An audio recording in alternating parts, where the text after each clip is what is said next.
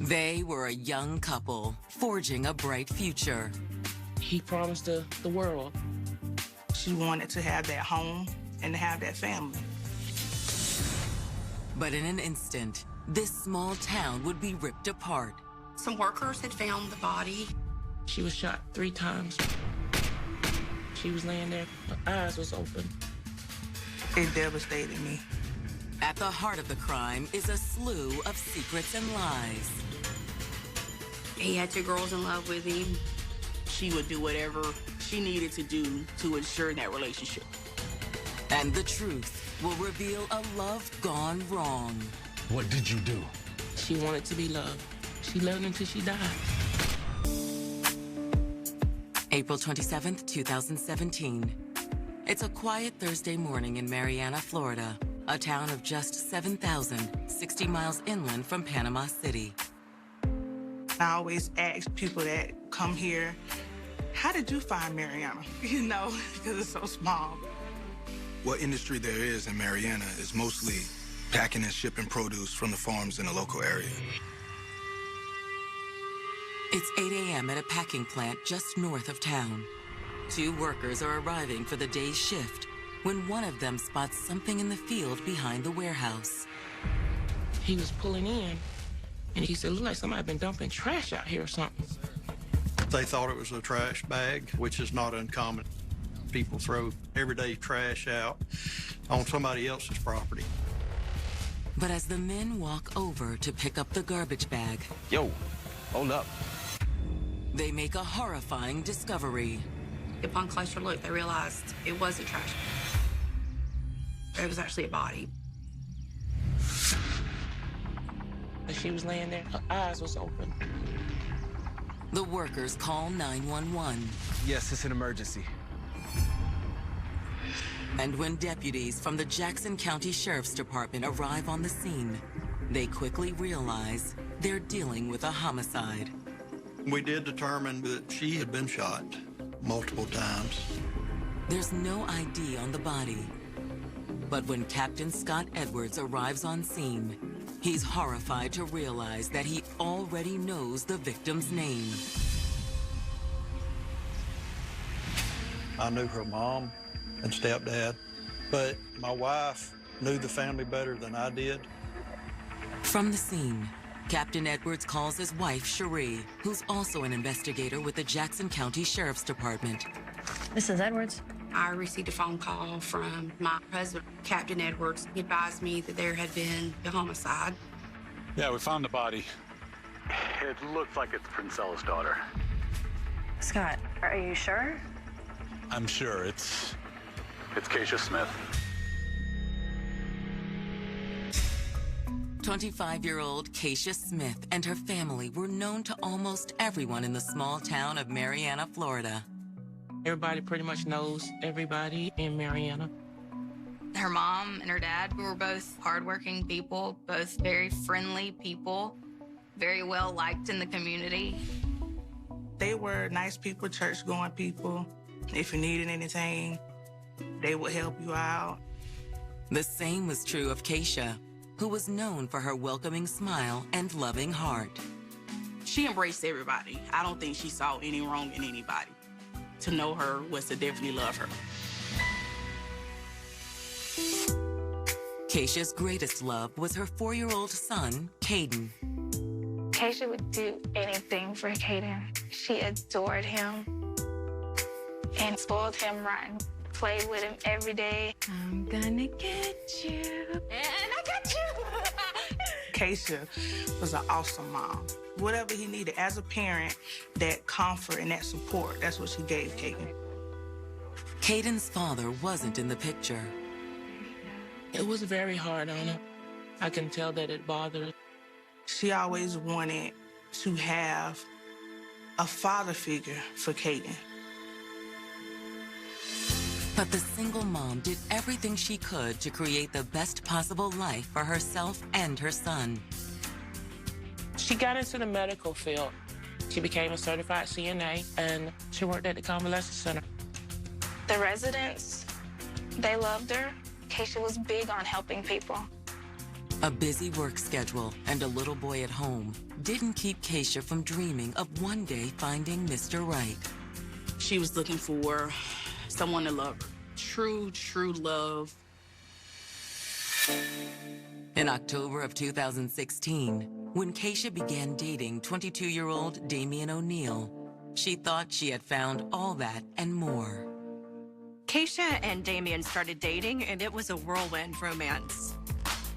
The couple's relationship took off shortly after meeting through mutual friends. She would talk about Damian a lot. They were always together. I've been waiting for a man like you for a long time. Yeah? Mm-hmm. She loves spending time with him.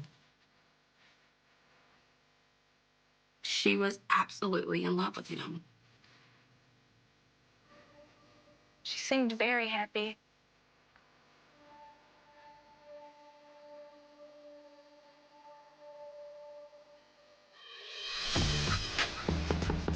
Coming. Keisha was also attracted to the fact that Damian showed genuine affection toward her son. The first time I saw him, she brought him to the house. He sat there on the chair. Hey, there he is. Daddy. I said, there's got to be something for that little boy to be calling you daddy there. Oh, yes, ma'am. I love kids. I love kids. So how was work today?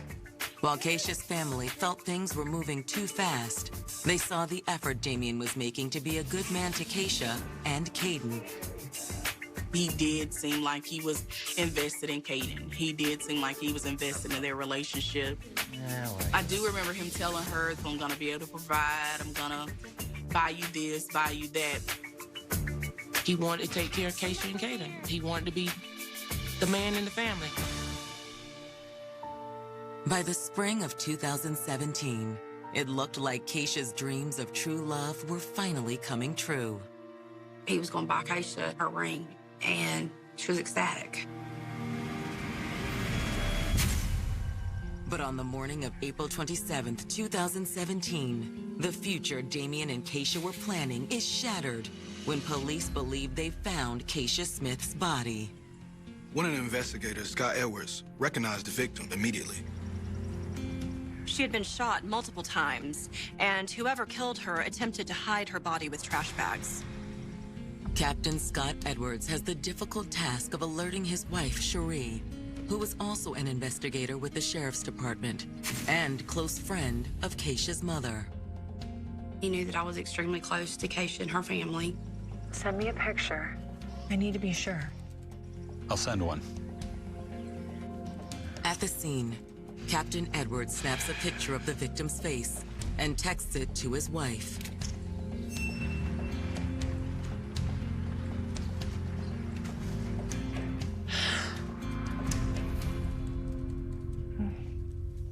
God. When he sent me the photograph, I immediately recognized it to be Keisha. Yeah. You're right. It's her.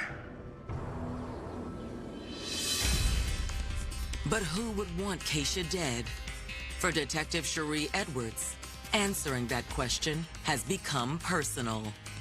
I knew that without a shadow of a doubt, whether I was the lead investigator or not, that I would make sure that everything possible was going to be done on this case for justice for her family. In the spring of 2017, it looked as if single mother Keisha Smith had finally found true love with 22-year-old Damian O'Neal. She was over the moon. She couldn't be happier. Damian purchased an engagement ring for Keisha. They was gonna get married. But on April 27th, 2017, workers find her body dumped behind a building outside her hometown of Marianna, Florida. She was dead and had been murdered. Investigators from the Jackson County Sheriff's Department scour the scene for clues. We did determine that Keisha had been shot multiple times, and there were some tire tracks in the area. Of course, the people in and out of the facility that morning was covering up other tracks leading in and out. So very little evidence, really. Identifying who it was and knowing that she was shot, that's all they had initially. With little evidence at the crime scene, detectives suspect the murder occurred elsewhere. There was no signs of a struggle in the surrounding area. You just had a body that was put there. The workers who called 911 offer no additional leads. A typical murder investigation, you go to a crime scene, there's gonna be more clues in that. But in this one, there just wasn't. Anything that would indicate how she got there, what happened. Detectives' next step is to figure out just how long ago Keisha had been left in the field. Keisha was close to her family, and they had not reported her missing. Between that and the condition of Keisha's body, police believe she had only been dead for a few hours. Soon after, sheriff's investigator Cherie Edwards knocks on the door of Keisha's mother, Princella White. Cherie has known Princella and the rest of the family for years. My daughter grew up with her kids, you know, knowing her kids, and we just got to be really good friends.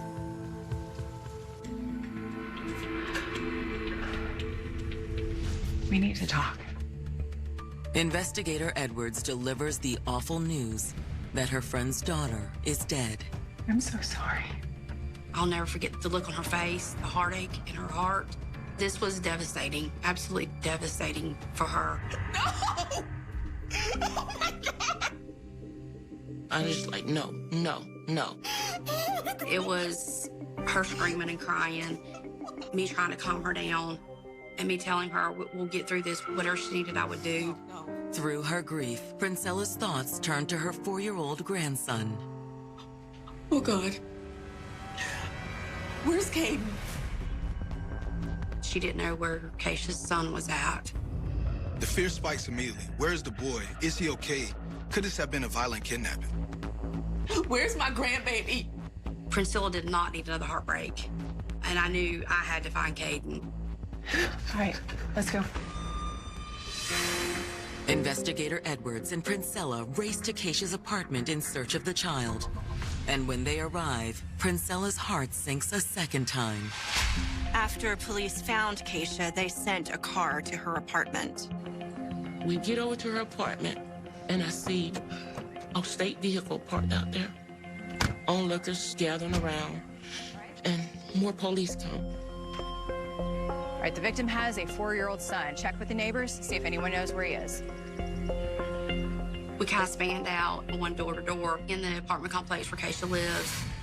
While deputies canvass the building, Princella places a call to her grandson's daycare. They say he was not at the daycare. The news sends Princella into a panic, reaching out to friends and family, desperate to find her grandchild. We couldn't find him. We were calling, we were making Facebook posts, we were putting pictures everywhere. We thought we'd lost him too.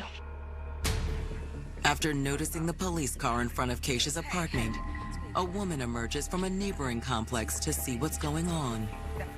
With her is Caden.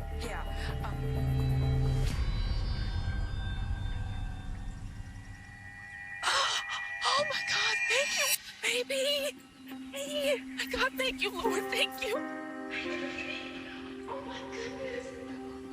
This lady stayed in the complex that would keep kids.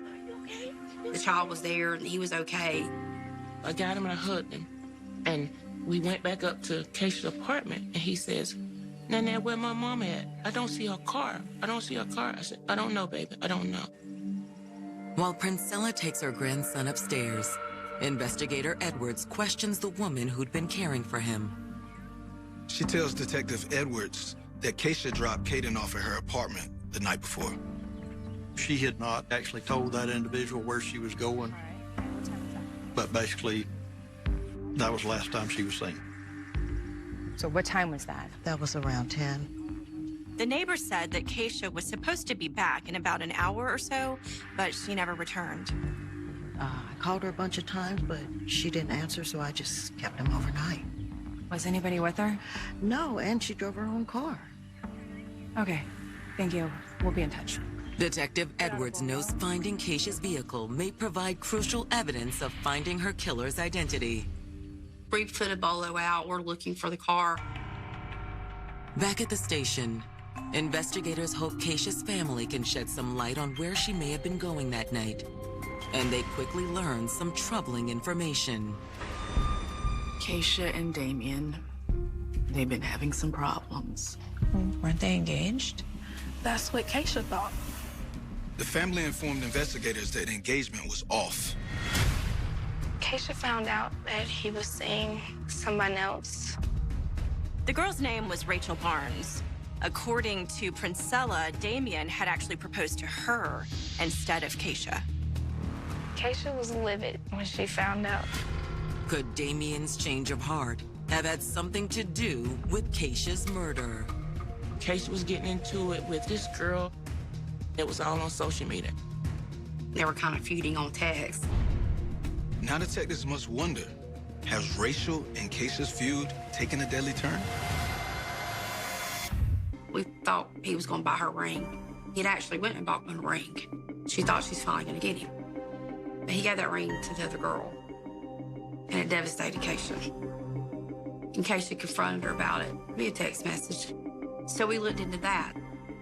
Could she be responsible? Could she have helped him? Did he enlist help? So those are things we had to take into consideration.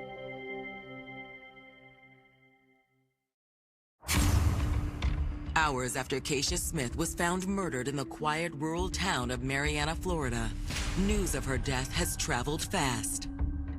All I could think of is, why would somebody do something like that? And then just leave her out there like that. That's horrible. I couldn't even grasp who could have did this because of just her loving spirit. I just wanted to know why. Detectives are beginning to suspect a love triangle may have led to the crime. Keisha and her boyfriend, Damien, had recently split after Keisha found out that Damien was also seeing a girl named Rachel and had apparently proposed to her. It turns out both women was feuding via text and social media. Hoping to learn more, detectives turn to the object of the rivalry, 22-year-old Damien O'Neill. Once we learned that's who the boyfriend was, of course, he was one we needed to speak with. He was aware they were looking for him, and so he came right in and cooperated.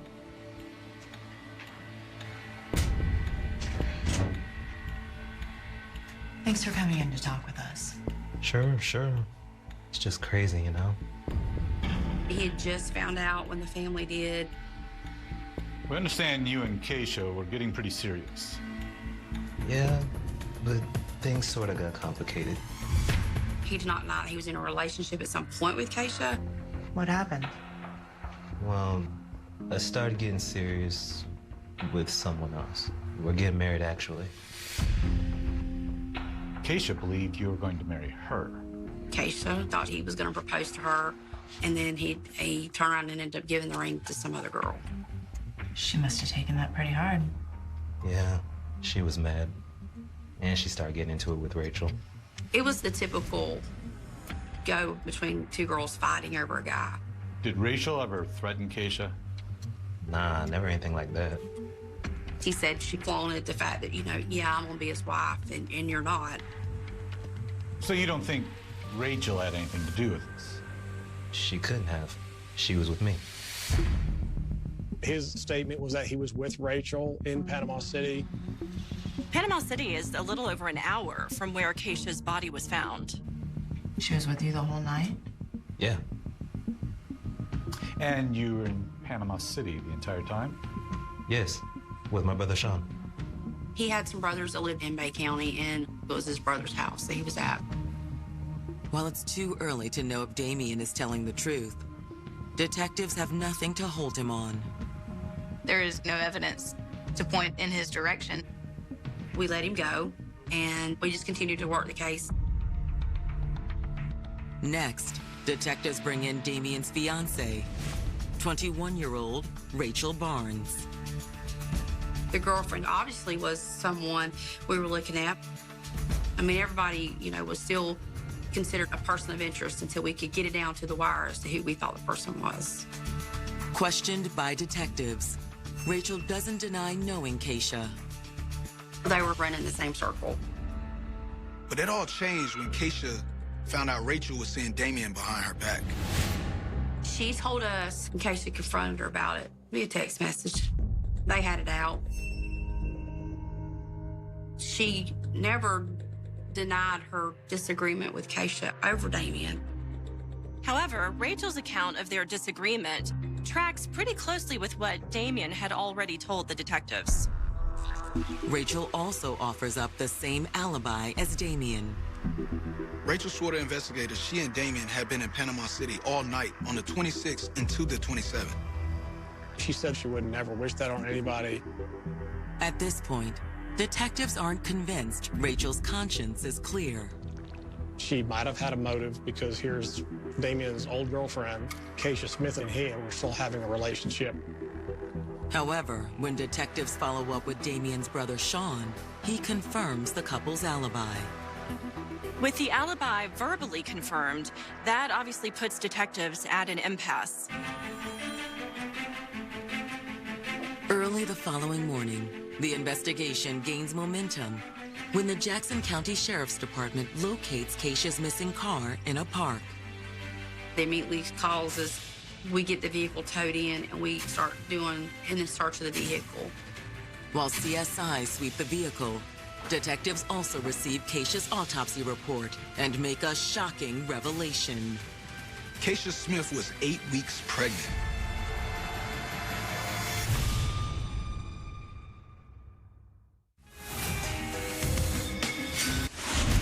Detectives investigating the murder of 25-year-old Keisha Smith have just learned that she was 2 months pregnant when she was killed.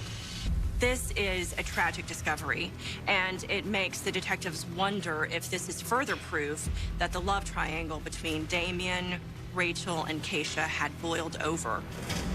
It's hard to believe this would be a reason to murder someone, but it could be the result of a jealous rage. Detectives also learn what kind of murder weapon they need to find.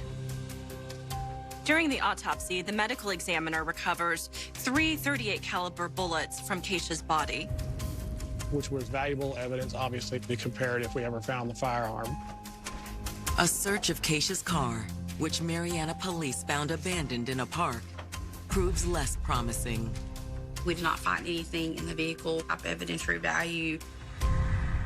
With no leads stemming from Keisha's car, detectives hope to learn more about her pregnancy from her friend, Zaisha. Sometimes friends know things that parents don't know, and this case was personal for detectives. So they decided to see if Keisha's friends knew about the pregnancy. Did you know? I found out about a month ago, maybe a little more. She texted me and told me she hadn't been feeling too good and that she was late. Zaisha had urged her friend to take a pregnancy test. It was positive.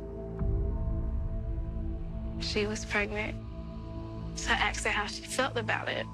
She said, I don't know, right now I'm kind of freaking out. My emotions are everywhere. But I'm still excited. Zaisha tells detectives that she shared her friend's excitement. She always said she wanted another one.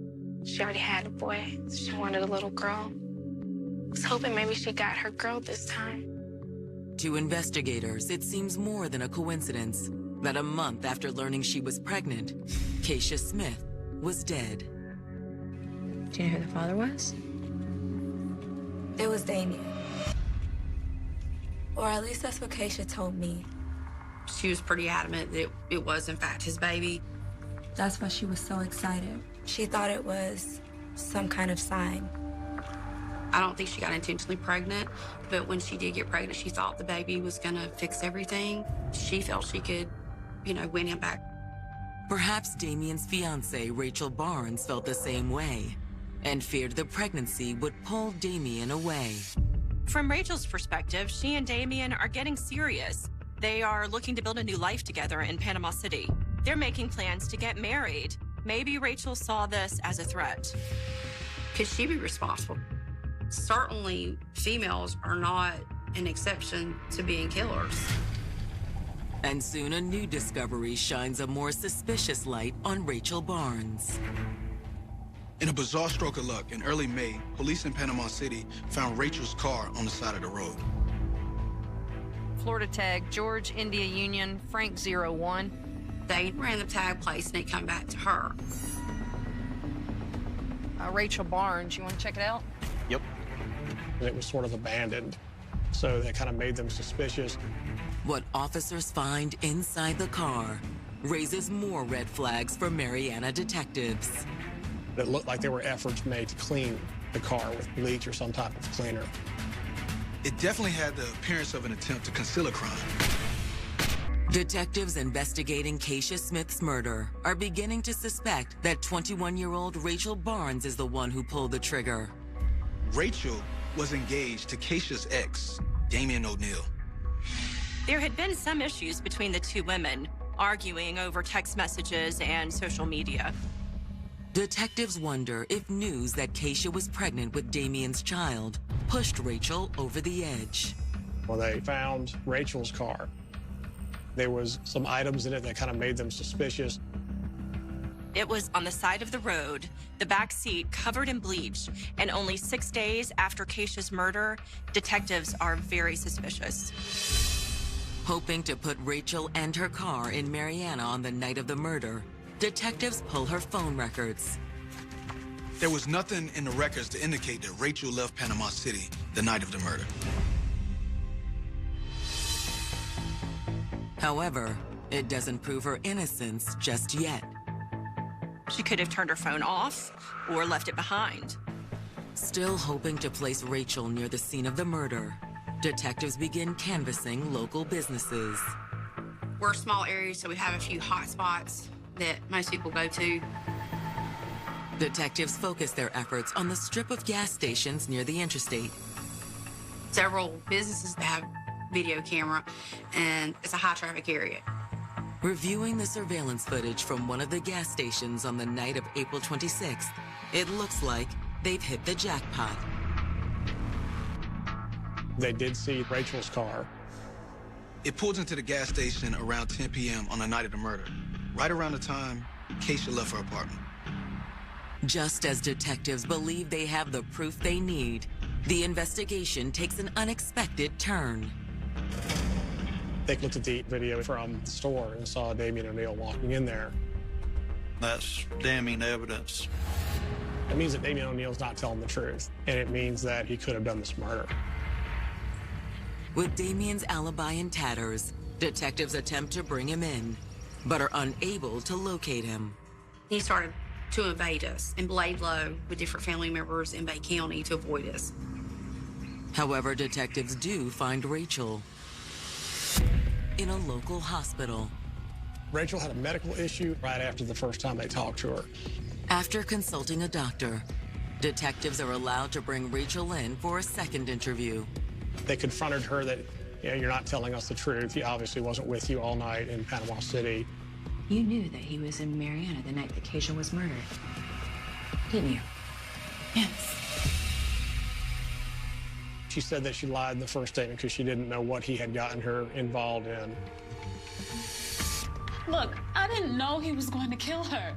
He told her to just say I was with you all night without really explaining where he was. He just borrowed my car. Told me he was going to Mariana to take care of some business. What time did he leave? 9 o'clock, maybe a little before.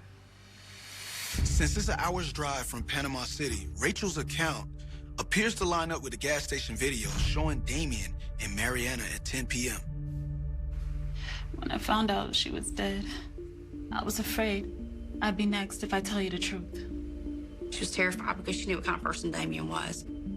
When detectives ask about Keisha's pregnancy, Rachel's response isn't what they were expecting.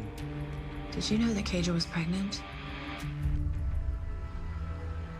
Oh my God. Damian, what did you do? She denied knowing that Keisha was pregnant with Damian's child. You have to keep in mind, too, is she doing this because she fears we're going to find out later that she was involved? On May 9th, with proof Damian lied about his alibi, detectives decide to try their luck by interviewing the one who vouched for him, his brother, Sean. They figured they could press him and maybe get him to give up his brother. Man, I already told you. Damien was with me. We know he was here. We know about the baby. Your brother killed a pregnant woman. You want to go down for that? He started worrying about himself and his own charges. Eventually, he said that Damien might have done something bad. Okay. I'll tell y'all what I know. Damien's brother goes on to explain what happened on April 26th. He was at my place. He took his girl's car. Came back a few hours later. He came into my bedroom. I need you to get rid of this.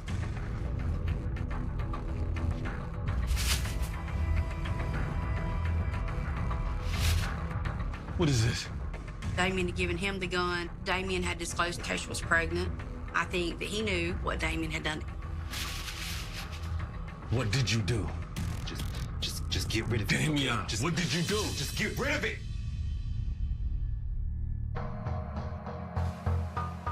I didn't know what to do.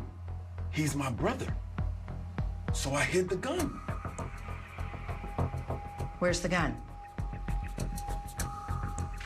You gotta put something on the table for me first.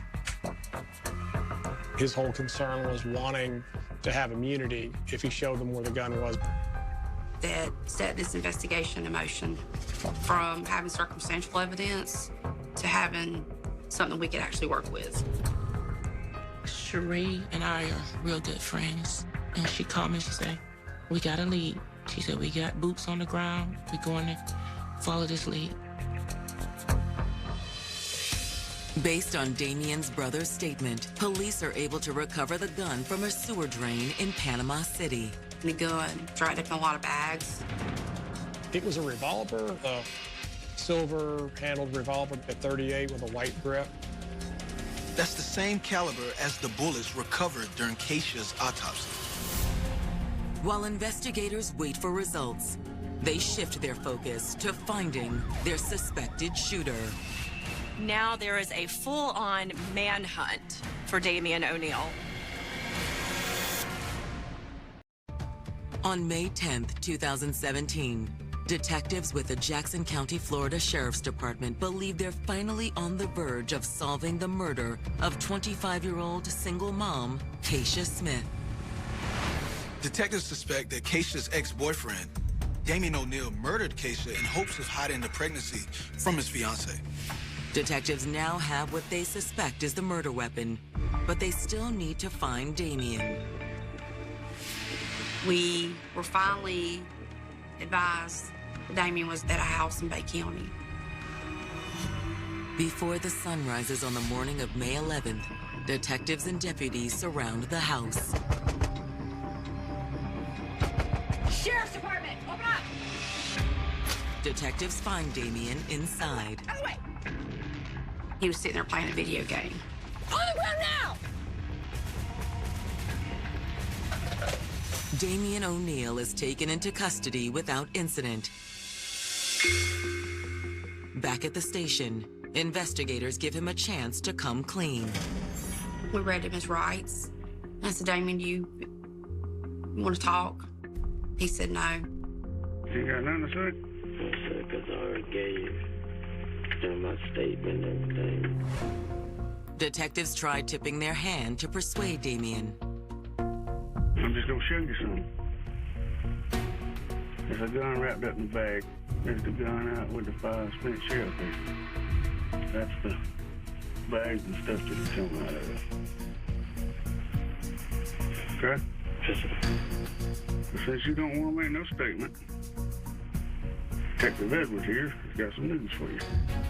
It's a bittersweet moment for Cherie Edwards when she formally arrests Damien. Could you be charged with count of murder?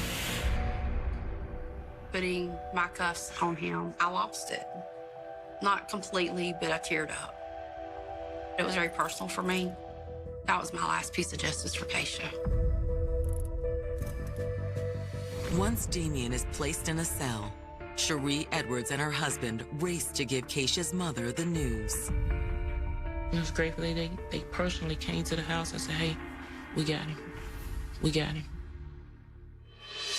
On May 15th, Damien O'Neal is indicted for the second-degree murder of Keisha Smith.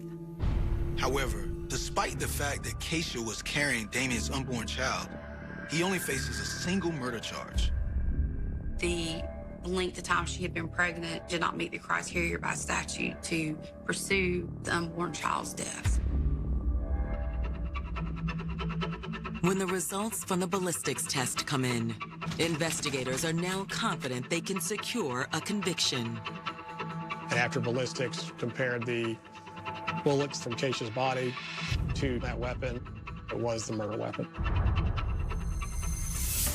The case against Damien is so strong that on May 22nd, he decides to make a full confession. Things just got out of hand, didn't they, Damon? Is that a yes? Can you say it? Yes, sir. Damien admits to meeting Keisha on the night of April 26th in an empty park on the outskirts of town. She got in his car, and they drove. Where was y'all go? Was you out there in that field behind the old barn? But Damien says their talk started to get heated when he revealed that things between them were over for good. Okay. What were y'all arguing about?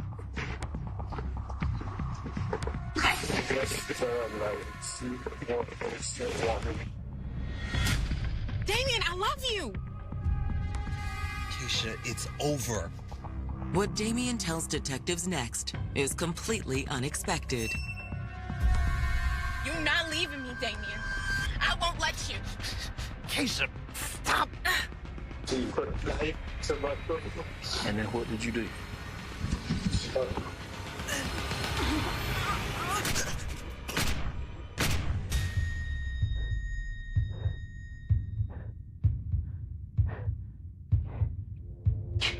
Keisha? What happened after you shot her?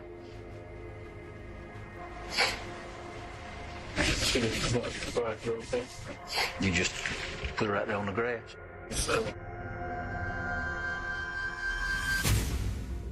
In light of his full confession, Damien elects to plead guilty to second-degree murder and avoid a jury trial. I was relieved to hear that he was going to plead for Priscilla's sake. It gave them closure without having to sit through a trial. However, police and prosecutors believe that Damien's claim of self-defense was meant to cover his true motive. I think they met and they got arguing over this child. I told you to get rid of it. Why? Don't you feel anything for the baby? For me? She thought that it was gonna bring them together. Can't you see? You're ruining everything? No!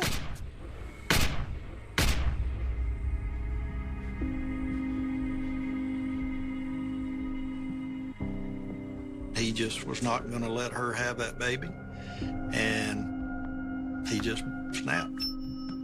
That's very frustrating for the family because they just want to know, why couldn't you resolve it some other way? And he would never say. During victim impact statements at the sentencing hearing, Keisha's mother gets her chance to tell Damien exactly what she thinks of him. I told him he's just the son of Satan. She said, we want him to sit and think of what he did to our little girl and unborn grandchild for the rest of his life. If I had my choice, I'd paint her picture on every wall, every 4 walls, and make sure he see him every day. The judge sentences Damien to life in prison. When they revealed that the sentence was life, it was like a weight had been lifted off of us. It won't take back what happened, but at least he's not going free. But no prison term will ever make up for what Damien took from the world. I want people to remember The autumn wind in Boston always carries a certain bite, but on the night of November 14th, 1985, it felt downright surgical. Light rain glazed the brick facades of Beacon Hill, turning the cobblestones into mirrors that reflected the flickering neon of a city trying to outrun its own shadows. Inside a quiet, upscale apartment on Marlborough Street, 24-year-old medical student Elena Vance was putting the final touches on her pathology thesis, her desk illuminated by a single brass lamp. The classical music playing softly from her turntable masked the sound of the heavy wooden front door downstairs clicking open, followed by the slow, deliberate creak of the floorboards in the hallway. It was a sound no one heard, a presence no one noticed, until the music abruptly stopped. By midnight, the rain had turned to sleet, washing away the footprints on the pavement outside, while inside, a young life with a brilliant future was violently, systematically extinguished. When her roommate returned the following morning, she found the apartment bathed in an eerie, suffocating silence, the air heavy with the metallic tang of blood and the scent of an expensive, unfamiliar men's cologne. Elena lay across her bed, her hands bound with surgical silk, her eyes staring blankly at the ceiling as if frozen in permanent disbelief at the face of her killer. There was no sign of forced entry, no struggle at the doorway, and no missing valuables, only a meticulously cleaned crime scene that screamed professional precision. The responding detectives felt a chill that had nothing to do with the Boston winter. They were looking at an execution carried out with chilling anatomical knowledge. The news hit the tight-knit Boston medical community like a sudden, devastating tremor, shattering the illusion of safety in one of the city's most prestigious neighborhoods. Newspapers splashed the grim details across the front pages, calling it the Beacon Hill Horror, while television anchors spoke in hushed, urgent tones about a predator lurking in the shadows of academia. Elena Vance was not just any student. She was top of her class, beloved by her peers, and mentored by some of the most powerful physicians in New England. Police barricades went up around the brownstone, the flashing blue lights casting long, distorted shadows against the historic walls as forensic teams combed every inch of the space. They bagged the silk bindings, scraped under her fingernails, and dusted the antique furniture for latent prints, but the killer had left virtually nothing behind. It was as if a ghost had materialized in the room, committed an act of unspeakable savagery, and dissolved back into the foggy Boston night.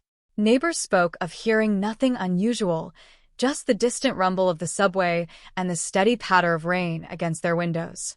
The lack of forced entry suggested Elena knew her killer, or at least recognized them enough to unlock the deadbolt without a second thought.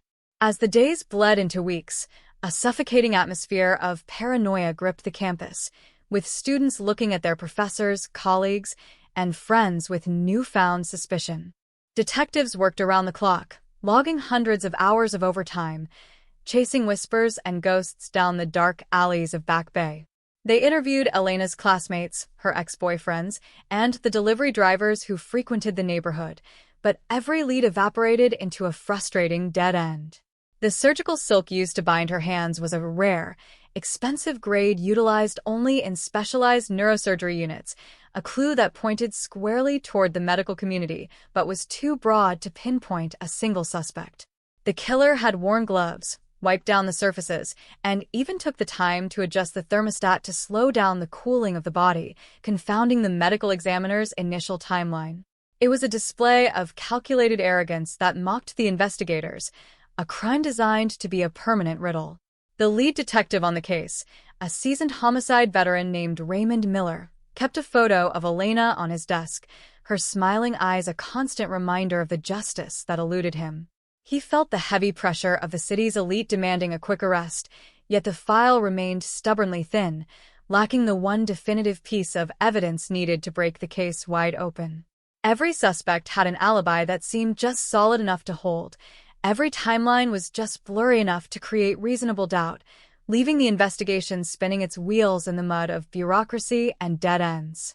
By the time the first anniversary of the murder arrived, the frantic urgency of the initial investigation had slowed to a grinding, agonizing halt. The headlines faded from the front pages, replaced by newer tragedies, and the public's attention shifted, but the phantom of Marlborough Street remained a lingering trauma in the hearts of those who knew Elena. The case file grew thick and weathered, bound in faded manila folders that were eventually moved from Miller's active desk to the dusty metal cabinets of the Boston Police Department's cold case unit. Year after year, the dust settled thicker on the boxes, a silent monument to a failure that haunted the department for over 3 decades. Technologies advanced, the world shifted from analog to digital, and the detectives who first walked into that bloody bedroom grew old, retired, and passed away, taking their theories to the grave. Elena's parents died without ever knowing who stole their daughter's future, their hearts broken by the cruel indifference of time.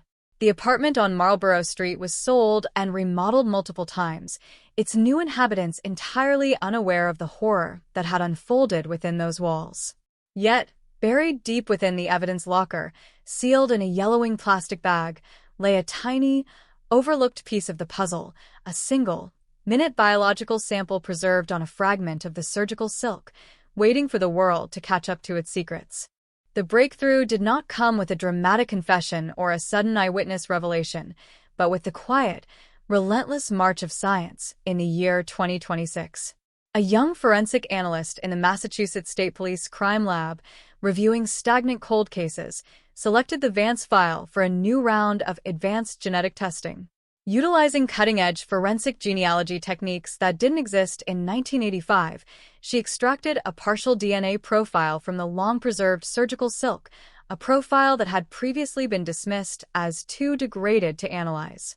The data was uploaded into a national genealogical database, searching not for a direct match in the criminal registry, but for distant relatives who shared familial markers with the mysterious killer.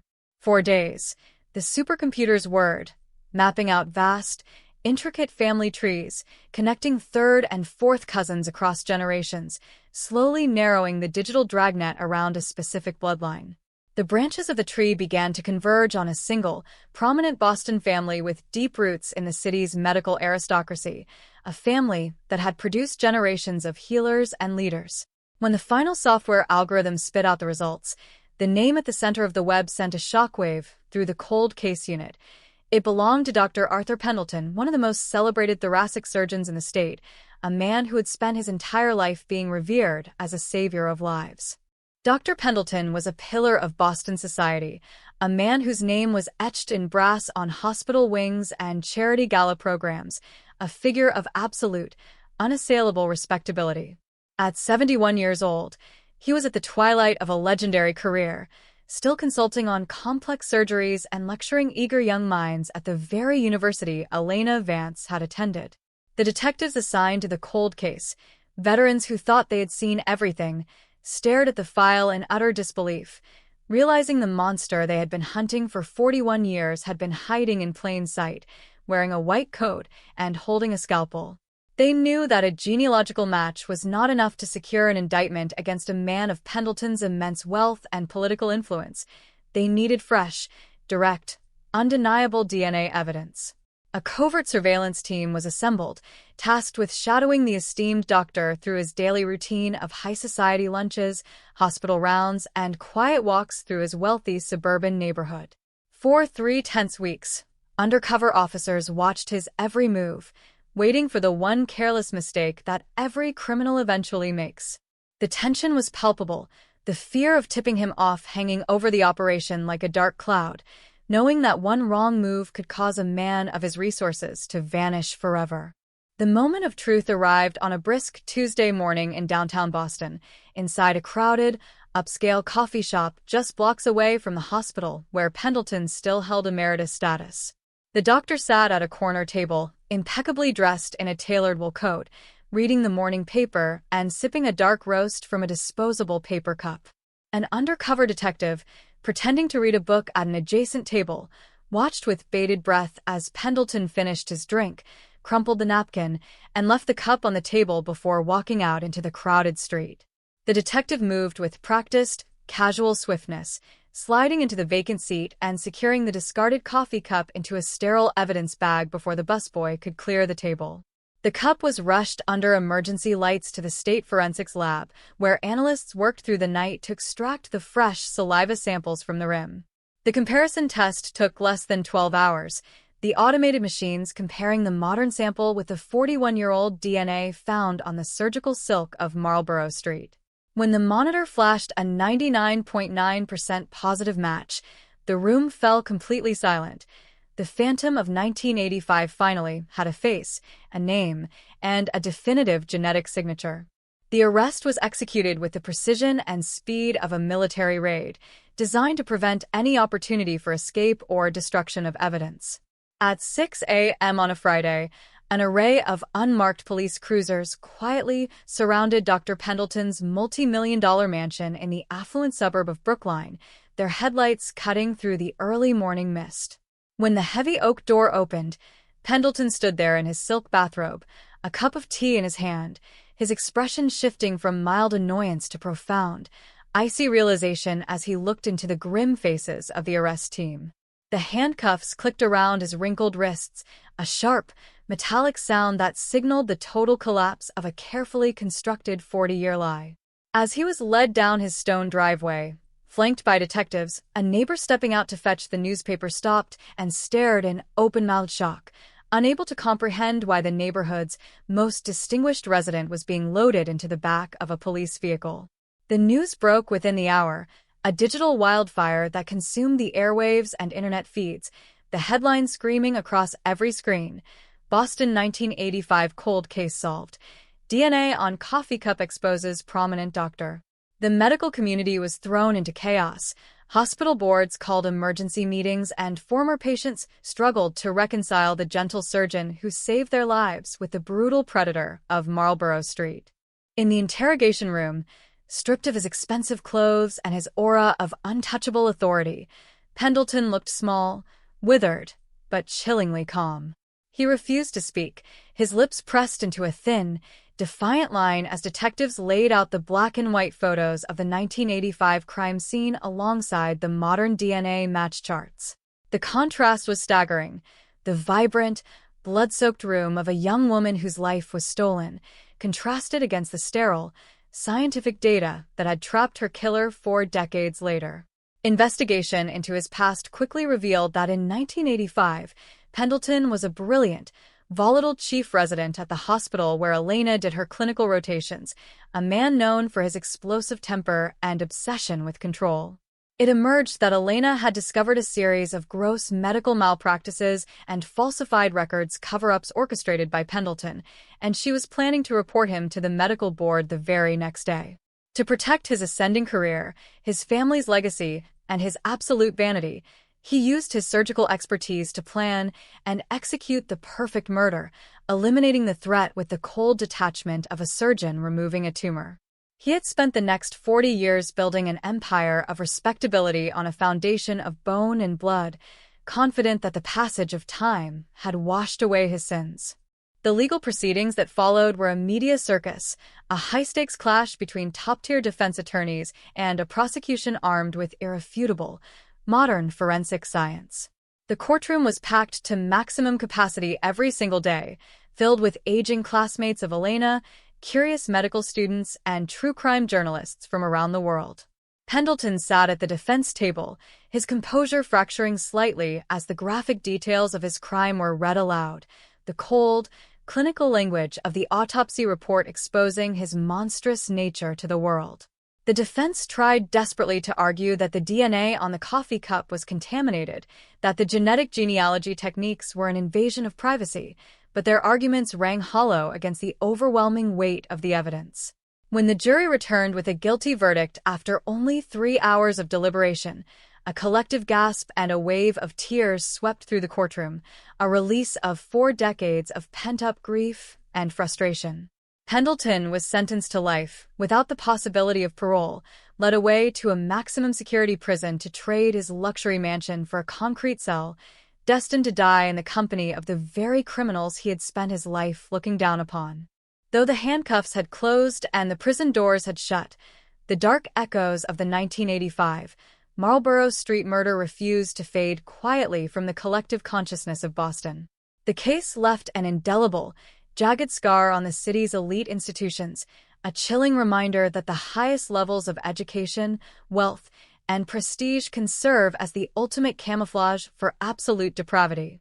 In the quiet corridors of the hospital, where Dr. Pendleton's portrait was hastily removed from the wall, leaving a pale, empty square on the mahogany paneling, a suffocating silence lingered among the staff. People walked past the empty space with averted eyes, haunted by the realization that for 40 years, they had trusted their lives, their families, and their secrets to a man who possessed the hands of a healer but the soul of a butcher. The ghost of Elena Vance was finally granted a measure of peace, her name cleared of the dust of the cold case files, but the chilling lesson of her death remained etched into the bricks of Beacon Hill, that sometimes the most terrifying monsters are the ones we applaud, the ones we trust, and the ones who walk among us in broad daylight, hiding behind a mask of flawless perfection. The transition from the immediate shock of the arrest to the deep, methodical excavation of Dr. Arthur Pendleton's past turned the Boston Police Headquarters into a buzzing hive of sleepless intensity. Inside the cramped, fluorescent-lit offices of the cold case unit, the atmosphere was thick with the smell of stale coffee and the palpable electricity of a historic breakthrough. Detectives who had spent their entire careers chasing ghosts were suddenly confronted with a flesh-and-blood monster and the realization that 41 years of deception had to be dismantled piece by piece, document by document.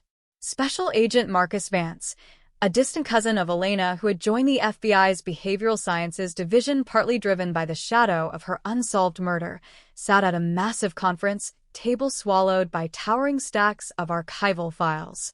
For decades, the system had treated the Marlborough Street homicide as an isolated anomaly, a tragic crossroad where a brilliant young woman simply met the wrong predator on a rainy night.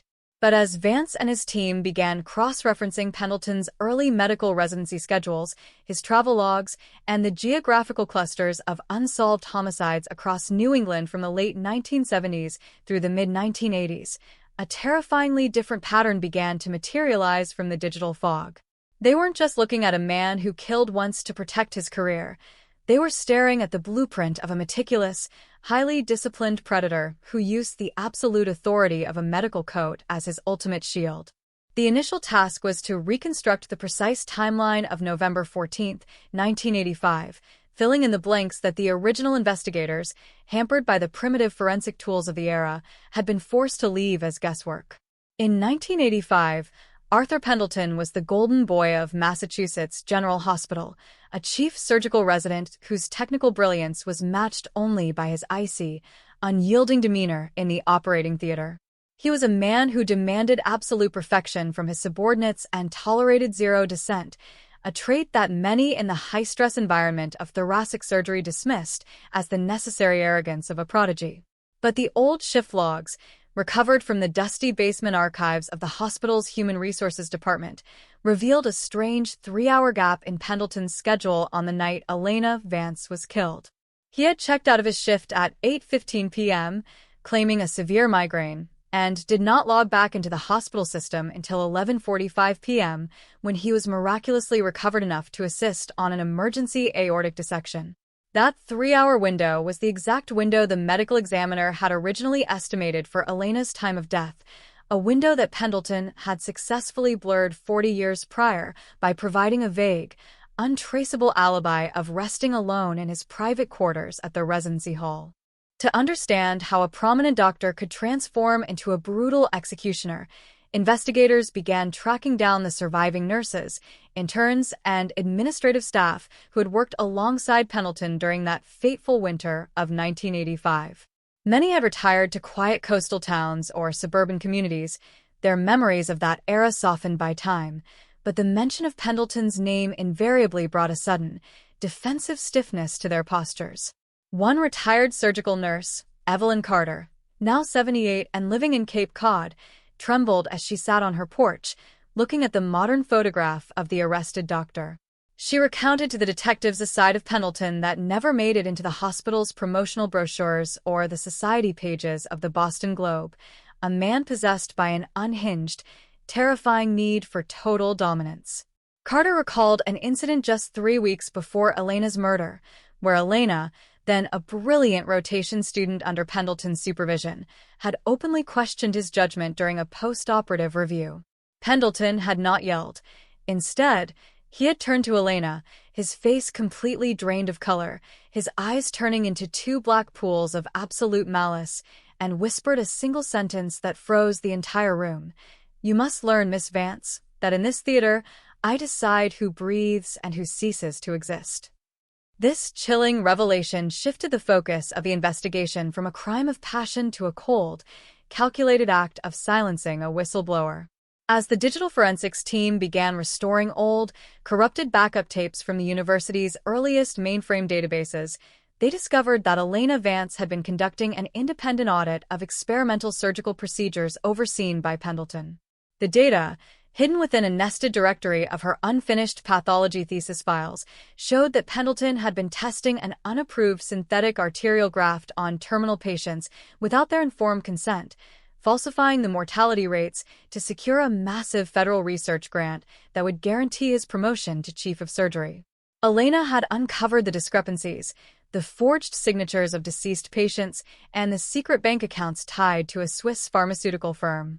She had compiled a comprehensive, damning dossier that would have not only destroyed Pendleton's career before it truly began, but would have sent him to a federal penitentiary for the rest of his life. The motive was no longer a mystery. It was a matter of survival for a sociopath who valued his ambition far more than human life.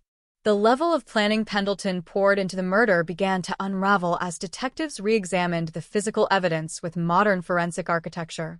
The surgical silk used to bind Elena's hands, a highly specialized material known as braided black silk 7-0, was tracked through vintage hospital inventory ledgers.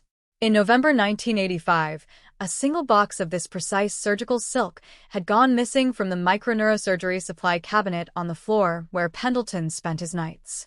The original detectives had noted the missing box but had been told by hospital administration that inventory discrepancies were common, a bureaucratic brush-off that allowed the killer to escape scrutiny. The choice of material was not just practical, it was a signature of profound arrogance.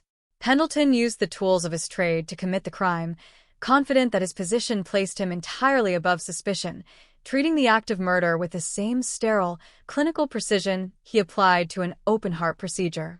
He knew exactly how much pressure to apply to the carotid artery to cause immediate unconsciousness without leaving telltale external bruising, a technique that baffled the initial autopsy team and led them to believe the killer possessed specialized military training. As the weeks pressed on, the investigation took an even darker turn when the FBI's behavioral analysts began looking into Pendleton's life outside the hospital walls during the 1980s. A man who could execute a flawless, calculated homicide at 31 years old does not simply emerge from a vacuum. Such remorseless efficiency is almost always the product of a long, hidden evolution. Investigators uncovered property records showing that Pendleton owned a secluded hunting cabin in the dense, isolated woods of western Massachusetts, near the town of Amherst, a property he had inherited from his grandfather and maintained in absolute secrecy, never mentioning it to his colleagues or social peers. A search warrant was quickly executed on the cabin, with forensic teams descending upon the decaying wooden structure with ground-penetrating radar, luminol, and specialized canine units trained to detect historic human remains. The cabin, frozen in time with furniture from the late 1970s, yielded no immediate bodies, but behind a false wall in the tool shed, technicians discovered a hidden workbench containing a collection of vintage medical instruments, a collection of women's driver's licenses from 3 different states, and several spools of the identical black surgical silk used to bind Elena Vance. The discovery of the driver's licenses sent a profound shockwave through the Department of Justice, turning what was already a monumental cold case into an active investigation into a potential medical serial killer. The licenses belonged to young women who had vanished without a trace between 1978 and 1984, all of them students or young professionals living in the greater New England area, all of them last seen within a 5-mile radius of the hospitals where Arthur Pendleton had performed his medical rotations and residency clinics. The names on the plastic cards: Sarah Jenkins, last seen in Burlington, Vermont; In 1979, Melissa Croft, who disappeared from Providence, Rhode Island, in 1982, and Karen Diaz, a nursing student who vanished from Boston in 1984, represented a trail of heartbreak and unanswered questions that had tormented 3 separate families for nearly half a century. The methodology was chillingly consistent.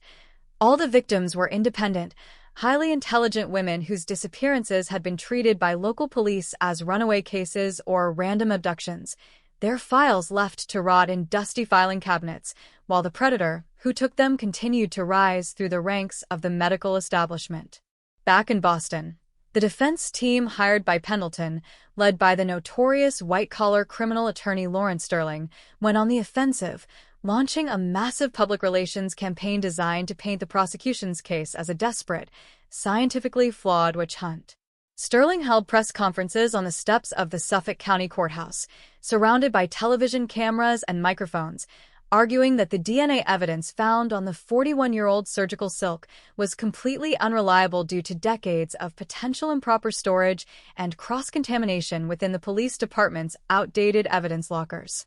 The defense team threatened to sue the city for wrongful arrest, pointing to Dr. Pendleton's immaculate 40-year record of saving thousands of lives, his numerous philanthropic contributions, and his failing health as reasons for an immediate release on bail. They sought to frame the genetic genealogy breakthrough not as a triumph of modern justice, but as an unconstitutional invasion of privacy that weaponized consumer DNA databases to destroy the reputation of an innocent, elderly American hero. The media circus intensified the pressure on the district attorney's office, turning the upcoming preliminary hearing into a battleground for the future of forensic science. Behind closed doors, prosecutors worked feverishly with the state's top geneticists to build an airtight presentation that would withstand the defense's aggressive legal assaults. They knew that if Sterling managed to get the DNA evidence suppressed or cast enough doubt on the integrity of the chain of custody, the case would disintegrate, and Pendleton would walk out of jail a free man, his legacy untouched. To counter the defense's narrative, the prosecution began meticulously documenting the exact history of the evidence box containing Elena's clothing and the surgical silk. They tracked down every single evidence clerk who had logged the box since 1985, proving that the seals had remained unbroken and the storage conditions had been perfectly preserved in a climate-controlled vault, neutralizing the claims of degradation or tampering. While the legal chess match played out in the courtrooms, the public's fascination with the case reached a fever pitch, with true crime podcasts, network news specials, and investigative journalists digging into every aspect of Pendleton's dual existence. Neighbors in the affluent suburb of Brookline, where Pendleton lived in a sprawling, multi-million-dollar colonial estate, began recalling strange, unsettling encounters with the doctor that they had previously dismissed as the eccentricities of a wealthy genius. One neighbor described how Pendleton would spend hours in his immaculate garden late at night, working by the light of a headlamp, meticulously pruning his roses with surgical instruments, completely silent, and ignoring anyone who tried to call out a greeting. Others recalled his bizarre, total lack of empathy when a local teenager was struck by a car outside his property in the late 1990s. While others rushed to provide first aid, Pendleton had merely stood at the edge of his driveway, arms crossed, watching the chaotic scene with the detached, analytical gaze of a scientist observing an experiment, before turning around and walking back inside his house, without offering a single word of assistance. The psychological profile of Arthur Pendleton that emerged was that of a classic, malignant narcissist who viewed the world entirely through the lens of power, control, and absolute impunity. He had selected the field of thoracic surgery because it allowed him to play God on a daily basis, holding the very hearts of human beings in his hands, deciding who lived and who died within the sterile confines of his operating room. For Pendleton, the act of murder was simply an extension of that power, an ultimate demonstration of his superiority over those he deemed lesser than himself. He had engineered a life of flawless respectability, accumulating wealth, titles, and awards, using his public persona as a bulletproof vest to protect himself from the consequences of his hidden atrocities. The thought that he would ever be caught had never crossed his mind. He truly believed that his intellect was vast enough to outsmart time itself, that the passage of decades would erode the memories of his crimes and turn the physical evidence into useless dust. As the date of the grand jury indictment approached, the prosecution received a final, devastating piece of evidence from the digital forensics team that had been analyzing Pendleton's personal home computers and private journals. Hidden within an encrypted, double password-protected file labeled as historical research for a book on the evolution of modern surgery, investigators discovered a series of highly detailed, coldly clinical essays written by Pendleton under a pseudonym. The writings did not explicitly name Elena Vance or the other missing women, but they described, with horrifying anatomical accuracy, the precise physiological process of manual and ligature strangulation, detailing the exact timeline of cerebral hypoxia and the psychological satisfaction derived from watching the light drain from a victim's eyes. It was a digital confession written in the guise of medical literature, a manifestation of the killer's uncontrollable compulsion to relive his triumphs, a modern journal of a monster who believed he was completely untouchable. The grand jury met in a highly secured room on the 5th floor of the courthouse, listening to days of intense, graphic testimony from forensic experts, behavioral analysts, and the surviving witnesses from Elena's past. Outside, the streets of Boston were filled with demonstrators holding signs bearing Elena's graduation photograph, demanding justice for a life cut short and an end to the systemic protection of powerful men within elite institutions. The tension in the city was palpable, a collective holding of breath as a community that had been haunted by the ghost of Marlborough Street for over 4 decades waited to see if the legal system would finally hold a member of its own aristocracy accountable.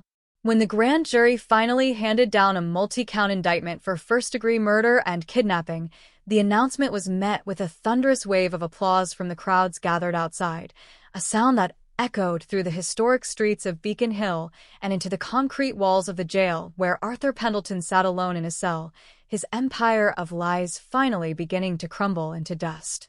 The official grand jury indictment changed everything, transforming the investigation from a desperate race against time into an intricate, high-stakes psychological war. Dr. Arthur Pendleton no longer sat in a private cell at the local precinct. He had been moved to the maximum security wing of the Nashua Street Jail, stripped of his identity, and reduced to inmate number 48512. Yet, even behind bars, his presence loomed over the city like an unexploded bomb. The media coverage had reached a state of absolute frenzy, with satellite trucks lining the perimeter of the courthouse, their heavy cables snaking across the sidewalks like black veins. Inside the prosecution's war room, District Attorney Carolyn Vance, who, by a cruel twist of fate, shared a surname but no bloodline with the victim, knew that an indictment was only a license to fight, not a guarantee of victory. She stood before a massive whiteboard covered in red strings, connecting Pendleton to the crime scene, to the missing women, and to the dark secrets hidden in the woods of Amherst. The defense was preparing to launch a scorched earth campaign, and Carolyn needed to find the definitive link that would bridge the gap between the modern DNA science and the cold reality of 1985. The key to unlocking Pendleton's armor lay in his absolute arrogance, a trait that had protected him for 40 years but was now beginning to show subtle cracks. Under the strict rules of discovery, the defense team was granted access to the prosecution's evidence files, a mountain of data that Lawrence Sterling spent days reviewing with a team of high-priced medical experts. Sterling's strategy was clear. He would not argue that Pendleton was a saint. Instead, he would argue that the forensic evidence was an artifact of an era when police work was sloppy, heavily contaminated, and driven by a desperate need to find a scapegoat. The defense filed a series of motions to suppress the DNA results from the paper coffee cup, claiming that the undercover surveillance team had violated Pendleton's Fourth Amendment rights by seizing his discarded property without a specific warrant. The legal battle over a piece of trash became the focal point of the local legal community, with constitutional scholars debating whether a person's genetic blueprint could be considered abandoned property the moment it touched a garbage bin. While the lawyers argued constitutional law in chambers, a team of homicide detectives led by Detective Raymond Miller's former partner, a retired but deeply invested investigator named Thomas Burke, focused on the logistics of the 1985 murder. Burke was 74, his hair silver, his hands slightly shaky, but his mind remained as sharp as the day he first stepped into the Marlborough Street apartment. He spent his afternoons in the archives, reviewing the original, handwritten logbooks of the Boston Police Department's patrol cars from the night of November 14, 1985. He discovered a tiny, handwritten note made by a rookie officer who had been directing traffic away from a Broken Water Main 3 blocks from Elena's apartment. The note mentioned a dark silver Mercedes-Benz with a specific, vanity license plate, MD-1, idling in a restricted zone near the public garden at 10:30 p.m. Burke's heart skipped a beat. In 1985, Arthur Pendleton had just purchased that exact model of Mercedes to celebrate his promotion to chief resident. The rookie officer had written a warning ticket, but had never filed it into the central system because the driver had shown a medical emergency badge and claimed he was on his way to an urgent surgery. This forgotten ticket was the physical link the prosecution needed to shatter Pendleton's alibi of being asleep in his residency quarters. Burke tracked down the former rookie officer, now a retired grandfather living in Arizona, who remembered the encounter vividly because of the driver's chillingly calm demeanor. He didn't look like a doctor rushing to save a life, the retired officer stated in a recorded deposition. He looked like a man who had just finished a difficult day at the office, completely relaxed, his tie perfectly knotted, not a single bead of sweat on his face. When I told him to move the car, he looked right through me, as if I were a piece of glass, and whispered, "You have no idea what I've just accomplished tonight, officer." I never forgot that look. It was the coldest thing I'd ever seen. The deposition was added to the prosecution's arsenal, a powerful piece of circumstantial evidence that placed Pendleton's vehicle within walking distance of the crime scene during the critical window of the murder. The psychological pressure on Pendleton began to mount as the state began digging into his financial records, freezing his multi-million-dollar assets under federal asset forfeiture laws linked to the suspected medical fraud of the 1980s. The sudden loss of financial dominance was a massive blow to Pendleton's sense of security. His high-priced defense attorneys began hinting that their continued representation would depend on his ability to secure alternative lines of credit.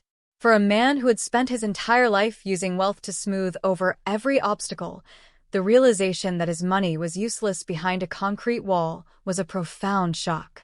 Visitors to the jail reported that the doctor's immaculate appearance was beginning to deteriorate.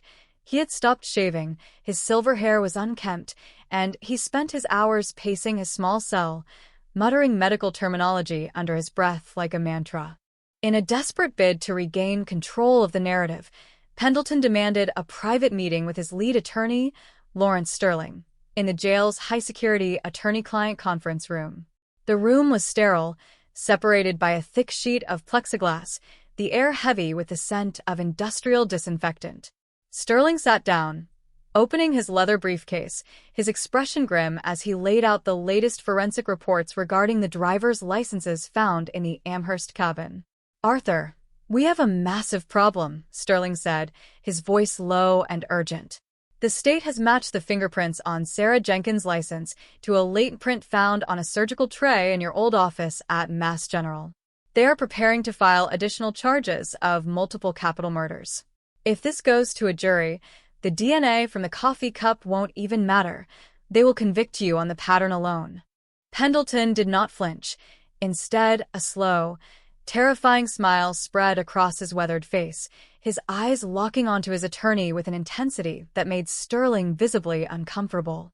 "They think they have trapped me, Lawrence," Pendleton whispered, his voice vibrating against the plexiglass. "They think they can use their little machines and their digital databases to rewrite history. But they don't understand the nature of what I did. Elena Vance was a necessary sacrifice for the advancement of medicine. The others, they were simply raw material. A surgeon cannot be judged by the same moral code as the cattle he operates on. I saved thousands of lives in my career. What does it matter if a few insignificant lives had to be extinguished to achieve that greatness?"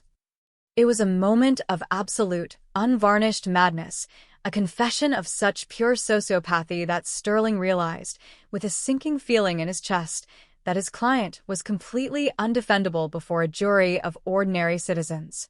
The prosecution's investigation took an international turn when federal agents discovered that Pendleton had made annual trips to Switzerland and Austria throughout the 1990s and 2000s, trips that were officially designated as attendance at international medical symposiums.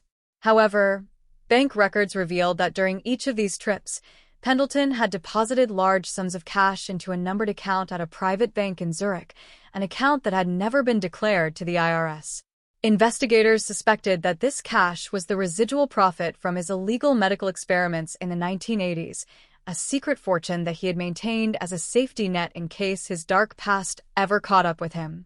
A team of federal forensic accountants worked with Swiss authorities to pierce the veil of banking secrecy, uncovering a paper trail that linked Pendleton to a network of black market medical supply companies that traded in experimental pharmaceuticals and unapproved surgical devices. Back in Boston, the impact of the unfolding scandal was tearing apart the fabric of the institutions Pendleton had once dominated. The medical school where he had lectured for decades faced an unprecedented wave of lawsuits from former patients and the families of those who had died under his care in the 1980s. The university's board of trustees issued a formal, public apology to the Vance family, acknowledging that the institution had failed to properly investigate the discrepancies Elena had raised before her death. The apology was a bittersweet victory for Elena's surviving classmates, who gathered for a candlelight vigil outside the Marlborough Street brownstone, their faces illuminated by the soft glow of wax candles as they remembered the brilliant, vibrant young woman whose life had been stolen by the very man who was supposed to teach her how to heal. As the winter of 2026 deepened, turning the Boston streets into frozen alleys of gray slush, the legal maneuvering reached a critical juncture with the commencement of the suppression hearings. The courtroom was packed with journalists, legal experts, and curious citizens who queued in the freezing cold since 4 a.m. to secure a seat. Dr. Arthur Pendleton walked into the courtroom wearing a standard orange jail jumpsuit, a shocking contrast to the tailored suits he had worn his entire life. He looked older, his shoulders slightly hunched, but his eyes remained sharp, darting around the room as if searching for a familiar face among the hostile crowd. His defense team spent hours arguing that the police had acted illegally by tracking his movements and collecting his DNA without a warrant, calling it a dangerous precedent that threatened the privacy of every citizen. District Attorney Carolyn Vance countered with a brilliant, devastating argument that would be studied in law schools for generations. She stood at the podium, holding the paper coffee cup in a clear plastic container, presenting it to the judge not as a violation of privacy, but as a piece of abandoned evidence that the defendant had willingly discarded into the public domain. Your Honor, Vance argued, her voice echoing through the silent courtroom, the defendant did not care about privacy when he entered Elena Vance's apartment in 1985 and stole her life. He did not care about privacy when he left her body on a bed, bound with the tools of his profession. When he threw this cup into a trash can in a public coffee shop, he abandoned it to the world, just as he abandoned his victims to the dark corners of history.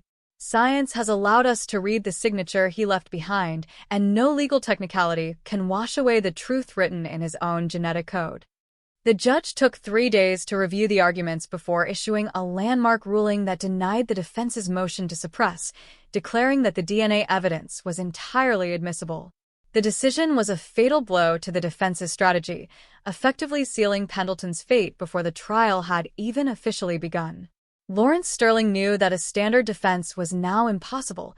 His only option was to negotiate a plea agreement that would spare his client the death penalty, which, though abolished in Massachusetts, could still be applied if federal charges were brought regarding the missing women across state lines. But when Sterling presented the option of a plea deal to Pendleton in his cell, the doctor rejected it with absolute, venomous fury. "I will not plead guilty to a system run by inferiors," Pendleton hissed, slamming his fist against the steel table. "Let them have their trial. Let them look at the evidence. I want the world to see what I did. I want them to understand that I am the one who decided who lived and who died." The rejection of the plea deal set the stage for one of the most explosive criminal trials in modern American history. The prosecution began finalizing their witness list, which included forensic geneticists, retired detectives, former colleagues, and the families of the missing women from across New England. They were preparing to present a narrative of unparalleled horror, a story of a brilliant mind that had turned its immense talents toward the systematic destruction of human life. The ghost of Elena Vance, which had wandered through the dusty filing cabinets of the Boston Police Department for 41 years, was finally stepping into the light of the courtroom, her voice amplified by the relentless march of science and the unyielding determination of those who refused to let her be forgotten. The city waited in breathless anticipation for the opening arguments, knowing that the trial would not just be a judgment of one man, but a terrifying confrontation with the darkness that can hide behind the mask of human perfection. The opening statements of the Commonwealth of Massachusetts versus Arthur Pendleton began on a morning when the sky over Boston looked like hammered iron. The air inside the John Adams Courthouse was thick, almost suffocating, packed to the absolute legal limit with spectators, high-ranking medical officials, and international journalists who had flown in to witness the final unraveling of a titan. District Attorney Carolyn Vance stood before the jury box, her posture rigid, her voice slicing through the heavy silence of the room. She didn't start with the science, nor did she start with the prominent status of the man sitting at the defense table. Instead, she painted a vivid, agonizing portrait of November 14, 1985, reconstructing the final, terrifying moments of Elena Vance's life so precisely that several jurors visibly winced. She described the calculated calculation of a killer who used his anatomical expertise to paralyze his victim, treating a vibrant young woman not as a human being, but as a biological problem to be permanently solved. Across the room, Dr. Arthur Pendleton sat entirely motionless, his hands clasped loosely in front of his orange jumpsuit, his expression an impenetrable mask of clinical detachment. He didn't look like a defendant on trial for his life. He looked like a senior professor auditing a poorly researched lecture by a junior colleague. When Lawrence Sterling stood up to deliver the defense's opening remarks, the tone shifted drastically into the realm of systemic conspiracy and forensic fallibility. Sterling did not attempt to soften his client's abrasive personality or deny his historical arrogance. Instead, he weaponized it. He argued that the Boston Police Department, desperate to solve a 40-year-old embarrassment that had stained their reputation, had weaponized speculative, unproven genetic software to target a man whose life's work was the literal salvation of thousands. He labeled the DNA on the paper cup an evaporative fragment, an easily contaminated microscopic trace that could have been transferred by any number of mundane interactions in a hospital where thousands of paths cross daily. The prosecution's first witness was Dr. Robert Chin, the retired medical examiner who had performed the original autopsy on Elena Vance in the damp chill of November 1985. Now 82 years old, Chin walked to the stand with a slow, deliberate gait, but his eyes lit up with a sharp, professional intensity the moment he was handed the original autopsy photographs. The courtroom lights dimmed, and the massive projection screens displayed the grim images of the Marlborough Street bedroom. A collective gasp rippled through the audience. Chun pointed a laser at the perfectly symmetrical bruising around Elena's neck, explaining to the jury a detail that had been kept secret from the public for over 4 decades. The bruising here is completely atypical of a standard manual strangulation, Chin testified, his voice steady but heavy with historical weight. It requires an exact, calibrated pressure applied directly to the carotid sinus, a technique that causes immediate loss of consciousness within 4 to 6 seconds, followed by cardiac arrest if maintained. It is a method that leaves almost no struggle response. In 1985, I noted that whoever did this possessed the hands and the terrifyingly precise anatomical knowledge of an advanced vascular or thoracic specialist.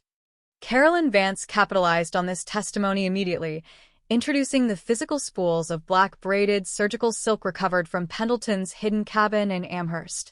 She called a forensic materials expert from a Massachusetts Institute of Technology, who had analyzed the microscopic weave of the 41-year-old bindings under an electron microscope. The expert testified that the structural degradation, the chemical decomposition, and the specific tensile strength of the silk used to bind Elena's wrists matched the Amherst spools down to the exact manufacturing batch produced by a medical supply company in Germany in the summer of 1984, a batch that had been delivered exclusively to Massachusetts General Hospital during Pendleton's residency. The defense tried desperately to shake the expert on cross-examination, suggesting that thousands of such spools were distributed globally, but the scientific data was unyielding. The physical link between the killer's secret workshop and the victim's bedroom was forged in stone. As the trial entered its second week, the prosecution shifted its focus from the physical evidence to the psychological architecture of the crime, calling to the stand Dr. Jonathan Cross, renowned forensic psychologist who had spent months analyzing Pendleton's extensive private journals and medical publications. Cross explained to the jury the concept of the God complex within high-stress medical specialties, describing how an already psychopathic personality can use the absolute authority of life and death decisions in an operating room to feed an insatiable need for omnipotence. For Dr. Pendleton, Cross stated, looking directly at the defendant, the hospital was not a place of healing, it was a theater of absolute control. Elena Vance was not killed out of anger or passion.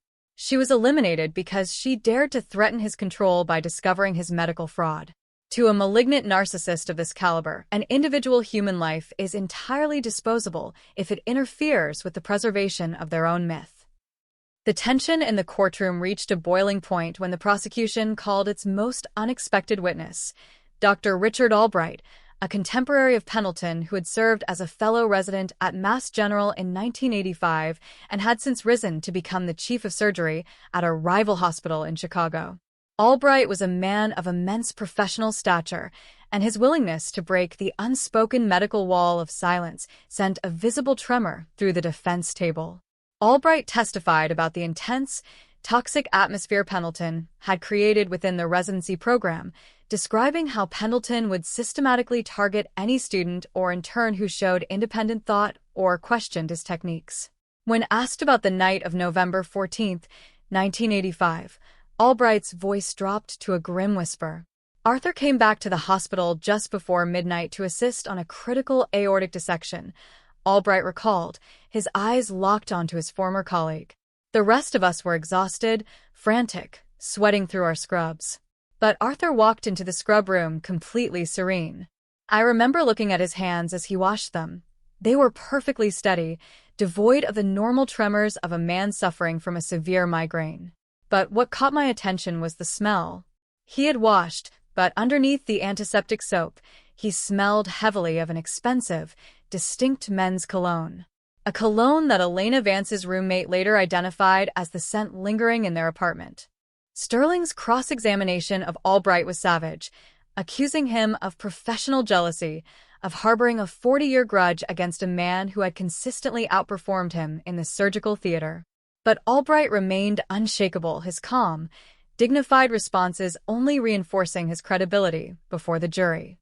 The defense's narrative was beginning to fracture under the sheer accumulation of independent, corroborating testimonies.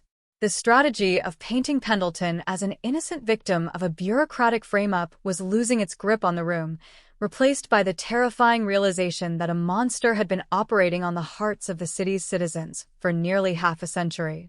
Outside the courthouse, the atmosphere in Boston had transformed into something akin to a historical reckoning. The local news media ran nightly specials detailing the stories of the other missing women whose driver's licenses had been found behind the false wall in Pendleton's Amherst cabin. The families of Sarah Jenkins, Melissa Croft, and Karen Diaz sat in the front row of the gallery every single day, their faces etched with decades of unresolved grief, their eyes serving as a silent, powerful jury of their own. Though Pendleton was currently only on trial for the murder of Elena Vance, the spectral presence of his other suspected victims hung over every piece of evidence introduced, turning the proceeding into a trial for a lifetime of hidden slaughter. The absolute climax of the prosecution's case came on the 12th day of testimony, when Carolyn Vance called the state's lead forensic geneticist, Dr. Angela Reese, to explain the DNA match that had broken the case wide open in 2026. Reese utilized an interactive digital display to show the jury the comparative analysis between the degraded biological sample extracted from the 1985 surgical silk and the fresh saliva sample taken from the discarded paper coffee cup. The graphics showed two highly complex genetic strands aligning perfectly across 24 specific loci, a match probability so infinitesimally high that it ruled out any other human being on the planet. The mathematical probability of this DNA belonging to anyone other than Arthur Pendleton, Dr. Reese testified with absolute certainty, is 1 in 7.2 trillion. It is a genetic signature as unique as a star in an empty sky. There is no contamination, no degradation, and no software error that can alter the fact that the biological fluid on that surgical silk came directly from the body of the defendant. When the prosecution finally rested its case, a heavy, expectant silence fell over the room. The ball was now entirely in the defense's court, and the legal community wondered if Lawrence Sterling would advise his client to take the stand, a move that would either be a masterstroke of desperate persuasion or a catastrophic act of self-destruction. Pendleton leaned over to Sterling, whispering something into his ear that caused the veteran attorney's face to drain of color. Sterling stood up, his voice cracking slightly as he addressed the bench. "Your Honor, the defense calls Dr. Arthur Pendleton to the stand." A collective intake of breath echoed through the gallery. The phantom of Marlborough Street was finally going to speak under oath, face to face with the system that had hunted him across 2 generations.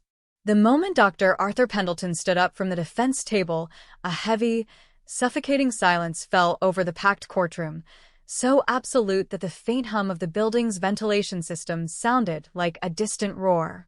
He adjusted the sleeves of his bright orange jail jumpsuit with the same fastidious care he had once applied to a tailored silk suit, maintaining a posture that remained defiantly unbowed by the weight of the allegations. As he walked toward the witness stand, his footsteps echoed with a slow, deliberate cadence on the polished hardwood floor, a sound that sent a cold shiver through the front rows of the gallery where Elena Vance's surviving classmates sat clutch-fisted. He climbed the steps to the box, placed his wrinkled but untrembling right hand on the Bible, and took the oath with a voice that was chillingly clear, resonant, and entirely devoid of fear. For 41 years, this man had commanded the absolute authority of the operating room, where his word was law and his hands held the boundary between life and death. Now, stripped of his white coat and his titles, he looked upon the courtroom not as a prisoner facing judgment, but as a sovereign ruler addressing an inferior assembly. Lawrence Sterling approached the podium, his expression a mix of professional determination and deep, underlying anxiety. He knew that putting a malignant narcissist on the stand was the ultimate gamble, a desperate roll of the dice that could either expose the prosecution's case as a circumstantial construct or completely seal his client's doom in a matter of minutes. "Dr. Pendleton," Sterling began, his voice echoing through the microphone, "let us address the core of the Commonwealth's accusation immediately. Did you, on the night of November 14th, 1985, enter the apartment of Elena Vance on Marlborough Street and violently end her life?" Pendleton looked directly at the jury, his eyes anchoring onto the face of the foreperson with an intense, unblinking focus that caused the juror to subtly look away. "I did not," Pendleton replied smoothly, his tone conversational, almost professorial. "Miss Vance was a promising student, a young woman of intellectual curiosity whom I had the privilege of mentoring during her thoracic surgery rotation. Her death was a profound tragedy that robbed the medical community of a bright future, a tragedy that affected all of us at Massachusetts General Hospital deeply." Sterling nodded, attempting to establish a rhythm that would allow his client to project an aura of benevolent, misunderstood brilliance. "The prosecution has presented highly technical forensic data, specifically a DNA match extracted from surgical silk found at the scene and compared against a coffee cup you discarded. Can you explain to the court how your genetic material could possibly be present on an item within that apartment?" Pendleton offered a faint, condescending smile, leaning forward slightly over the wooden rail of the witness box. "It is quite simple, really, if one understands the practical realities of surgical training in the 1980s, he explained, using his hands to emphasize his points as if lecturing a class of first-year residents. "As the chief resident, I was responsible for distributing surgical supplies, including specialized suturing materials, to the students under my supervision for home practice. Miss Vance was exceptionally diligent. She frequently requested sample spools of braided black silk to practice her knot-tying techniques in her apartment. I handled those materials daily with my bare hands before packaging them.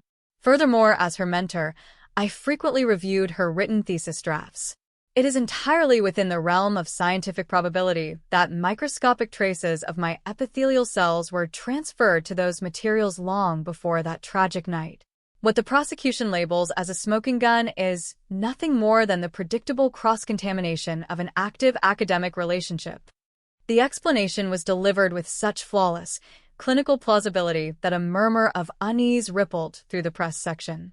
Sterling capitalized on the moment, shifting the focus to Pendleton's legendary career, guiding him through a narrative of his numerous medical breakthroughs, the thousands of open-heart surgeries he had performed, and the lives he had snatched back from the brink of death. For over an hour, Pendleton spoke with eloquent passion about the poetry of the human heart, the immense discipline required to operate within the thoracic cavity, and his absolute dedication to the preservation of human life. He painted himself not as a predator hiding behind a mask, but as a tireless servant of humanity who had sacrificed his personal life, his youth, and his sanity to advance the frontiers of modern medicine. By the time Sterling sat down, the defense had managed to construct a powerful, counterbalancing narrative, an alternative reality where an elderly, heroic savior was being crucified by a desperate legal system using weaponized, microscopic science to solve an ancient mystery. But the atmosphere in the courtroom shifted instantly the moment District Attorney Carolyn Vance rose from the prosecution table. She didn't carry a binder of documents or a stack of forensic charts. She walked toward the witness stand holding only a single, faded manila folder, the original 1985 cold case file. Her boots made a sharp, rhythmic snapping sound against the floor, a sound that seemed to synchronize with the sudden, tightening tension in the room.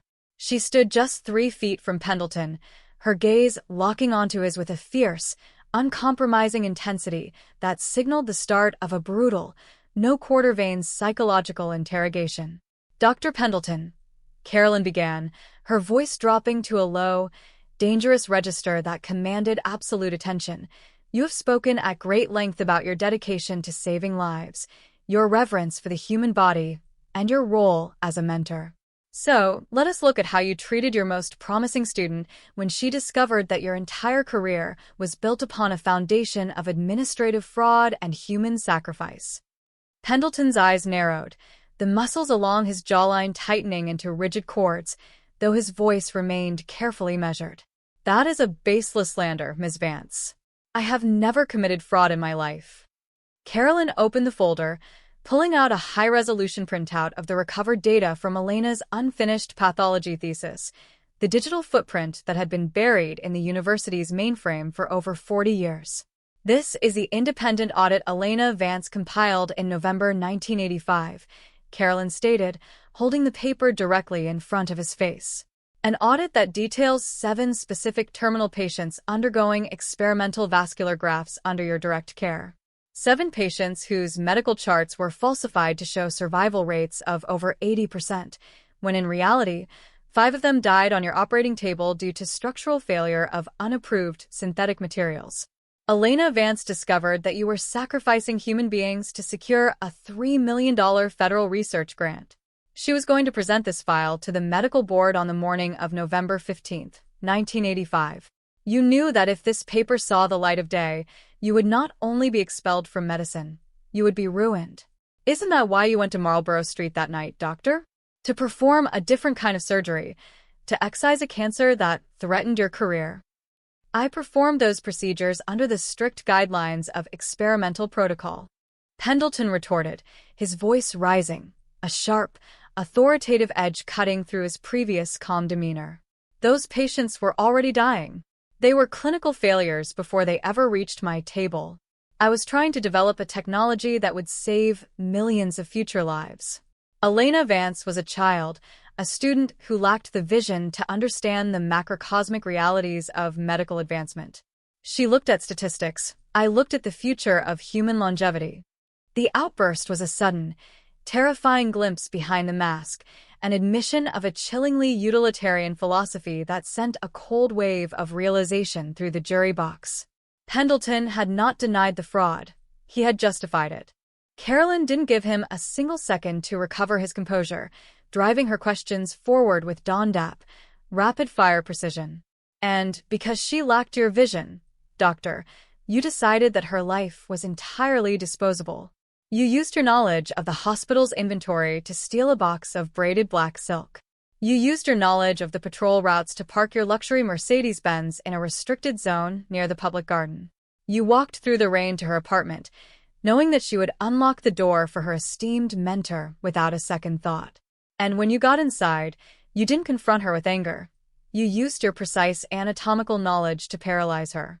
You applied pressure to her carotid sinus, a technique you mastered in vascular surgery, causing her to lose consciousness in less than 6 seconds, so she couldn't scream for help. You bound her hands with the very tools of your profession, and then you systematically strangled her, watching the light drain from her eyes with the cold, analytical detachment of a scientist observing a laboratory animal. Tell me, Dr. Pendleton, did you check her pulse afterward?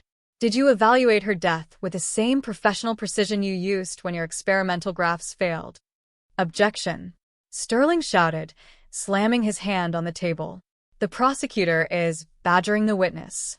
This is pure speculation, a theatrical performance devoid of evidentiary foundation. Overruled.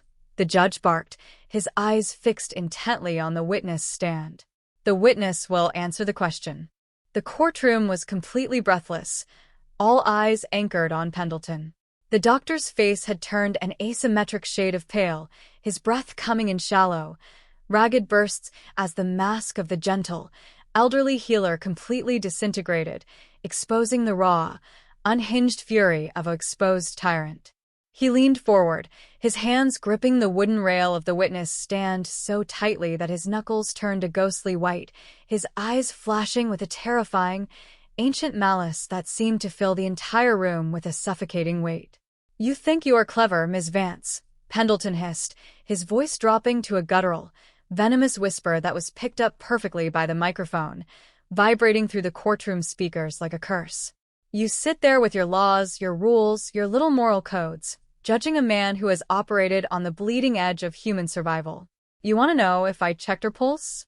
I didn't need to. I know exactly when a heart ceases to beat. I know exactly when the soul departs the flesh. Elena Vance was a non-entity, an obstacle to a mind that was destined for greatness. I did what had to be done to preserve my work. I saved 10,000 lives in my 40-year career. Who among you has the right to weigh her single, insignificant existence against the empire of healing I built? I am Arthur Pendleton. I do not answer to a jury of cattle. The confession hung in the air like a lethal gas, a moment of pure, unadulterated horror that struck the courtroom like a physical blow.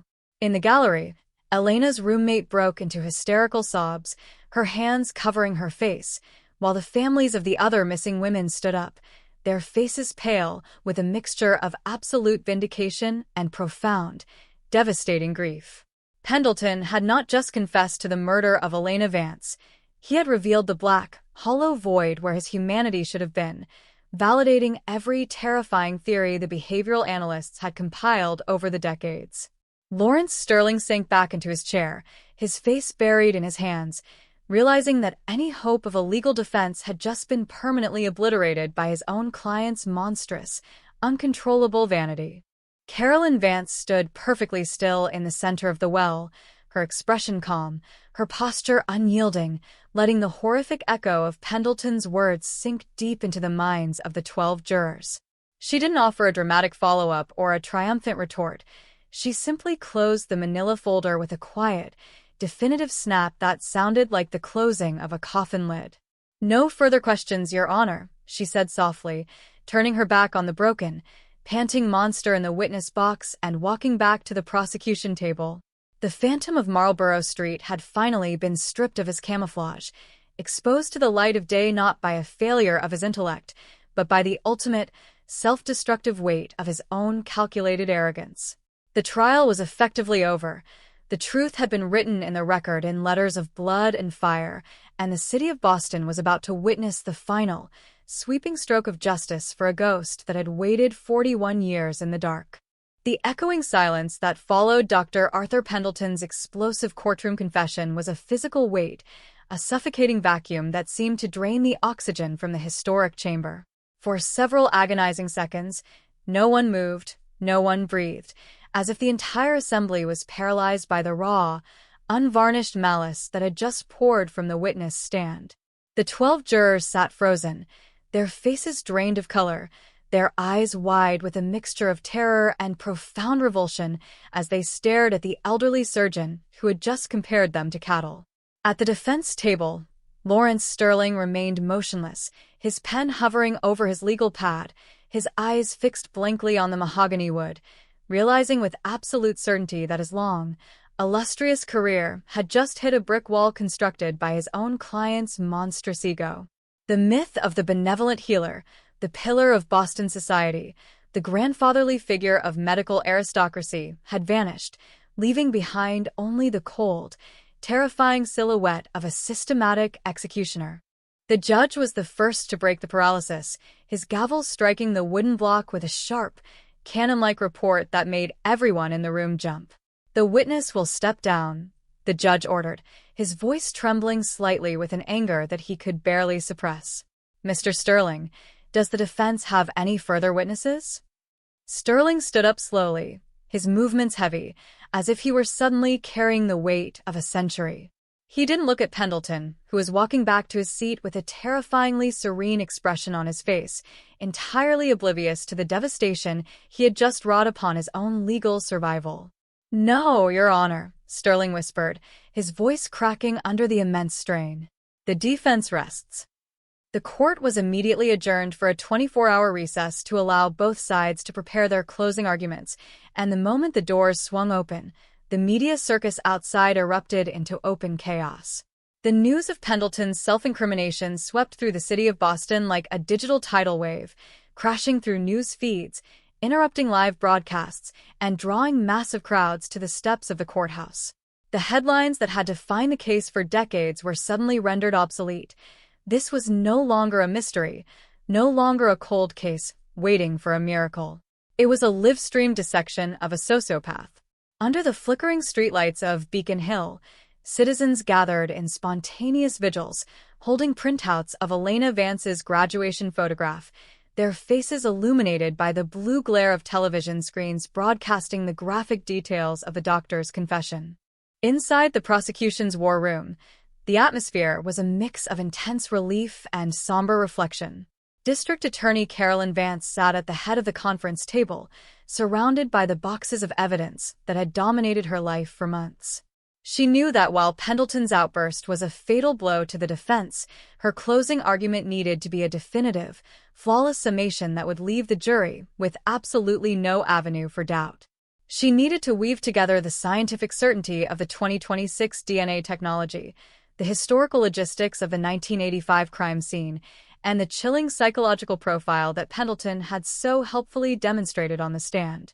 She worked through the night, the amber light of her desk lamp cutting through the shadows of the office, her fingers flying across the keyboard as she crafted a narrative that would serve as the final, sweeping stroke of justice for Elena Vance and every other woman who had vanished into the doctor's dark orbit. The following morning, the courtroom was a pressure cooker of anticipation. The gallery was packed so tightly that court officers had to form a human wall to prevent the overflow from spilling into the well of the court. The families of the missing women from Vermont, Rhode Island, and Massachusetts sat in the front row, their faces grim, their hands interlocked in a silent chain of shared grief and impending vindication.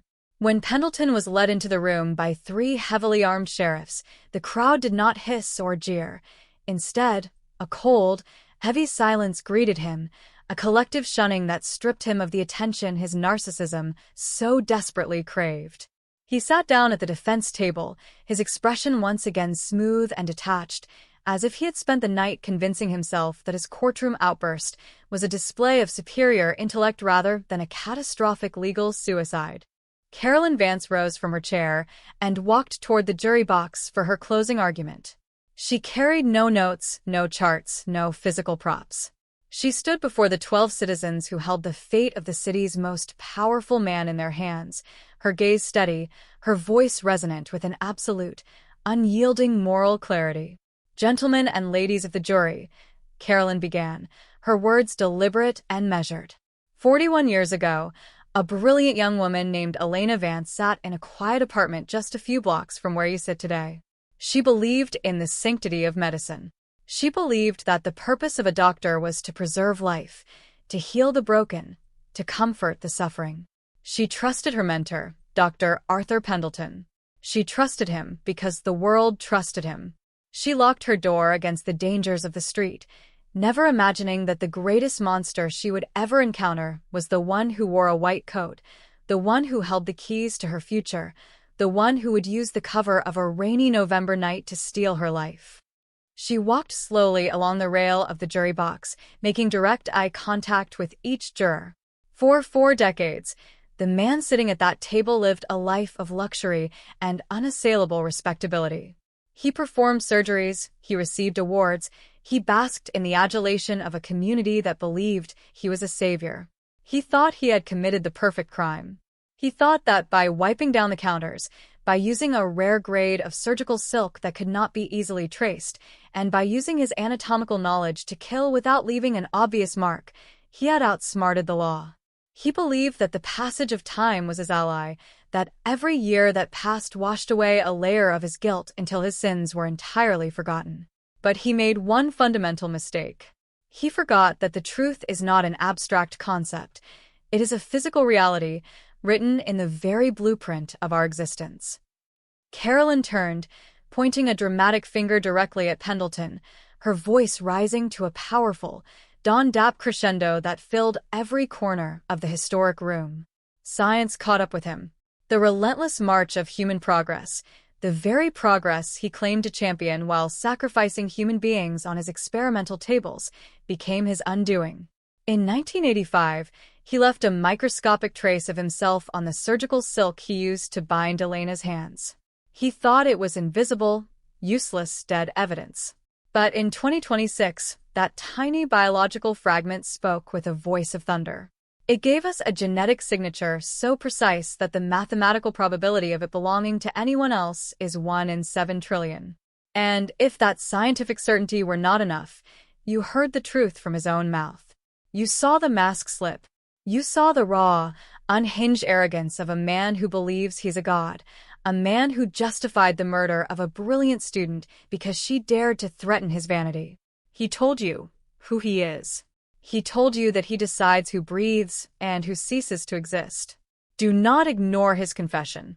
Give him the judgment he so richly deserves, and let the ghost of Elena Vance finally rest in peace.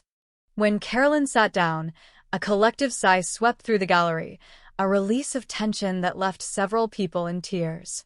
Lawrence Sterling then approached the podium for his final address to the jury, his posture hunched, his voice devoid of the theatrical fire that had characterized his long career. He knew he was playing a losing hand, trying to salvage the unsalvageable. He didn't attempt to defend Pendleton's words or justify his behavior on the stand. Instead, he launched into a desperate, technical plea based entirely on the concepts of reasonable doubt and the fallibility of historical memory. He argued that a man should not be judged by a single moment of anger in a highly stressful courtroom environment, and that the prosecution's case, despite its scientific veneer, was built upon a foundation of circumstantial links and decades-old assumptions. It was a competent, professional performance, but it rang entirely hollow in a room that was still vibrating with the echoes of a monster's literal self-exposure. The judge delivered his final instructions to the jury with clinical precision, outlining the legal definitions of first-degree murder, kidnapping, and premeditation.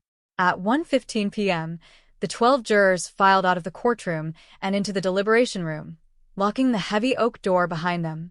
The clock on the courtroom wall began its slow, torturous ticking, marking the beginning of a wait that many expected to last for days given the historical complexity of the case and the immense volume of forensic data introduced over the 3-week trial. Reporters scrambled to their live positions outside, speculating on how long the jury would take to process the technical genetics evidence and whether Pendleton's defense team would immediately file an appeal based on the admissibility of the coffee cup DNA. The local news channels brought on a panel of legal experts who analyzed every frame of Pendleton's witness stand outburst, predicting that his chilling words would become a textbook case study in the psychology of forensic detection and the ultimate downfall of malignant narcissism. Inside the courthouse corridors, the air remained thick with tension, a community hanging in suspense as 41 years of unresolved trauma waited for a final, definitive resolution.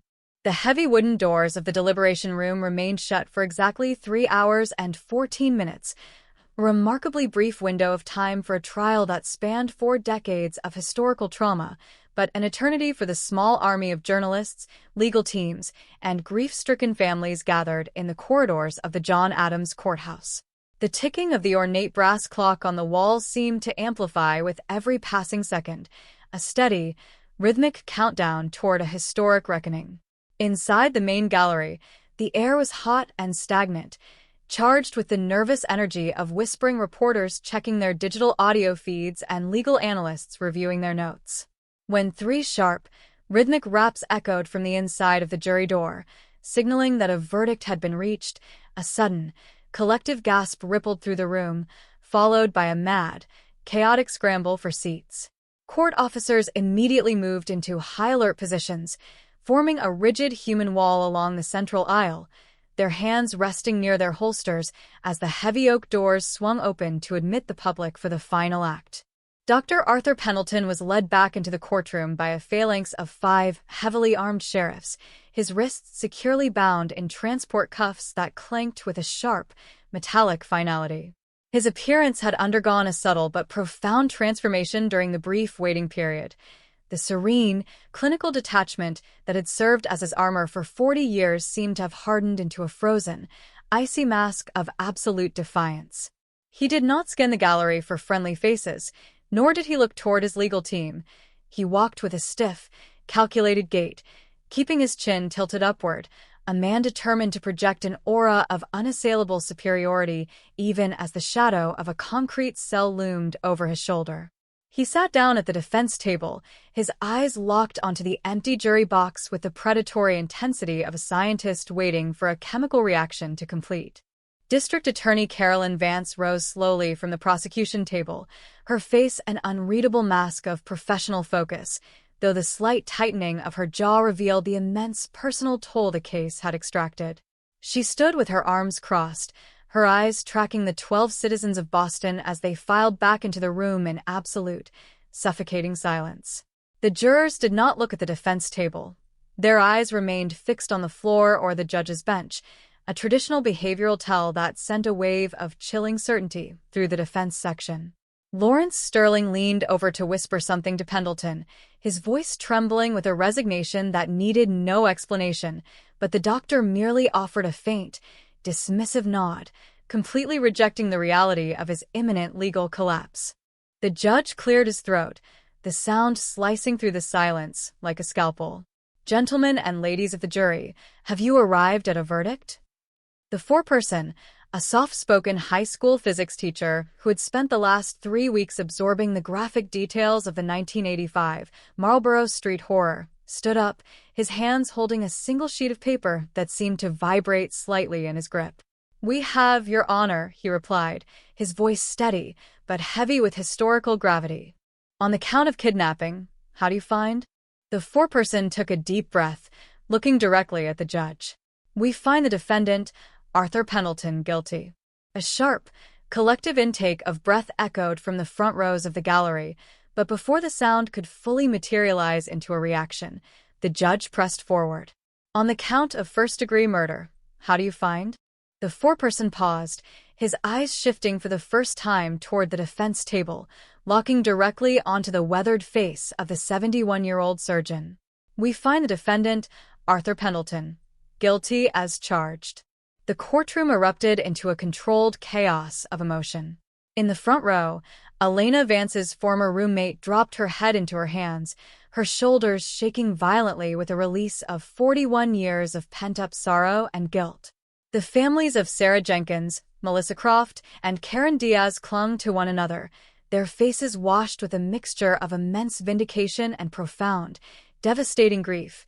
Their daughters' names had not been spoken in the verdict, but the conviction of the monster who held their driver's licenses felt like the first true step toward reclaiming their memories from the dark archives of the forgotten.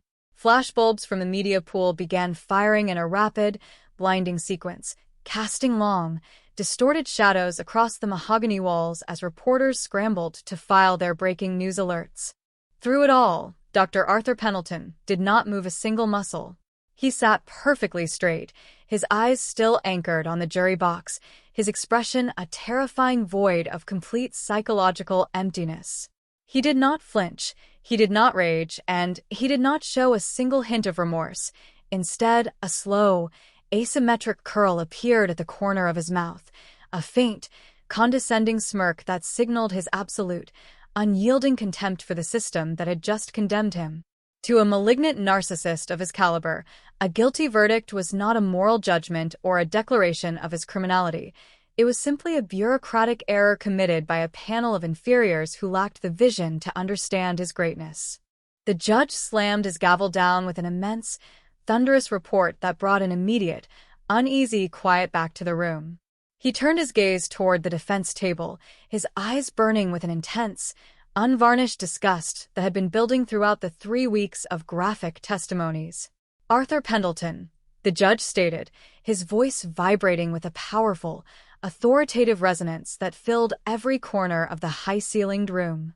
You have spent the last 40 years living a lie of monumental proportions. You wrapped yourself in the white coat of a healer, utilizing the prestige, the wealth, and the trust of this city's finest institutions to camouflage a soul of absolute, unvarnished depravity. You treated human lives as raw material for your own monstrous vanity, and when a brilliant young woman dared to expose your corruption, you executed her with the cold, clinical detachment of an animal slaughterer. The judge leaned forward over his bench, pointing his index finger directly at the convicted doctor. You stood on that witness stand and told this court that you do not answer to a jury of cattle. Well, doctor, today you answer to the law. You will be stripped of your license, your awards, and your titles. Your portrait will be burned, your name will be erased from the history of medicine, and you will spend the remaining days of your natural life in a concrete cell, surrounded by the very walls that society uses to contain its most dangerous predators. For the crime of first-degree murder, I sentence you to life imprisonment in a maximum security facility without the remote possibility of parole. Take him away. As the sheriff stepped forward to unlock his transport chains and guide him from the room, Pendleton stood up slowly, maintaining his rigid, arrogant posture. He looked at Lawrence Sterling, who was packing his leather briefcase in absolute silence, and whispered a single, chilling sentence that was overheard by a court reporter. They can lock up the flesh, Lawrence, but they can never undo the surgeries I performed. I am woven into the very survival of this city. He turned and walked toward the holding cell door, his chains clanking loudly against the floor, a sound that marked the definitive, final end of his 40-year reign of untouchable impunity. Outside the John Adams Courthouse, the scene was an absolute carnival of digital journalism and public catharsis. The news of the guilty verdict had transformed the frozen gray streets of Boston into a sea of flashing lights, sweeping banners, and cheering crowds. District Attorney Carolyn Vance stepped out onto the Granite Plaza, immediately swarmed by a forest of microphones, television cameras, and shouting reporters.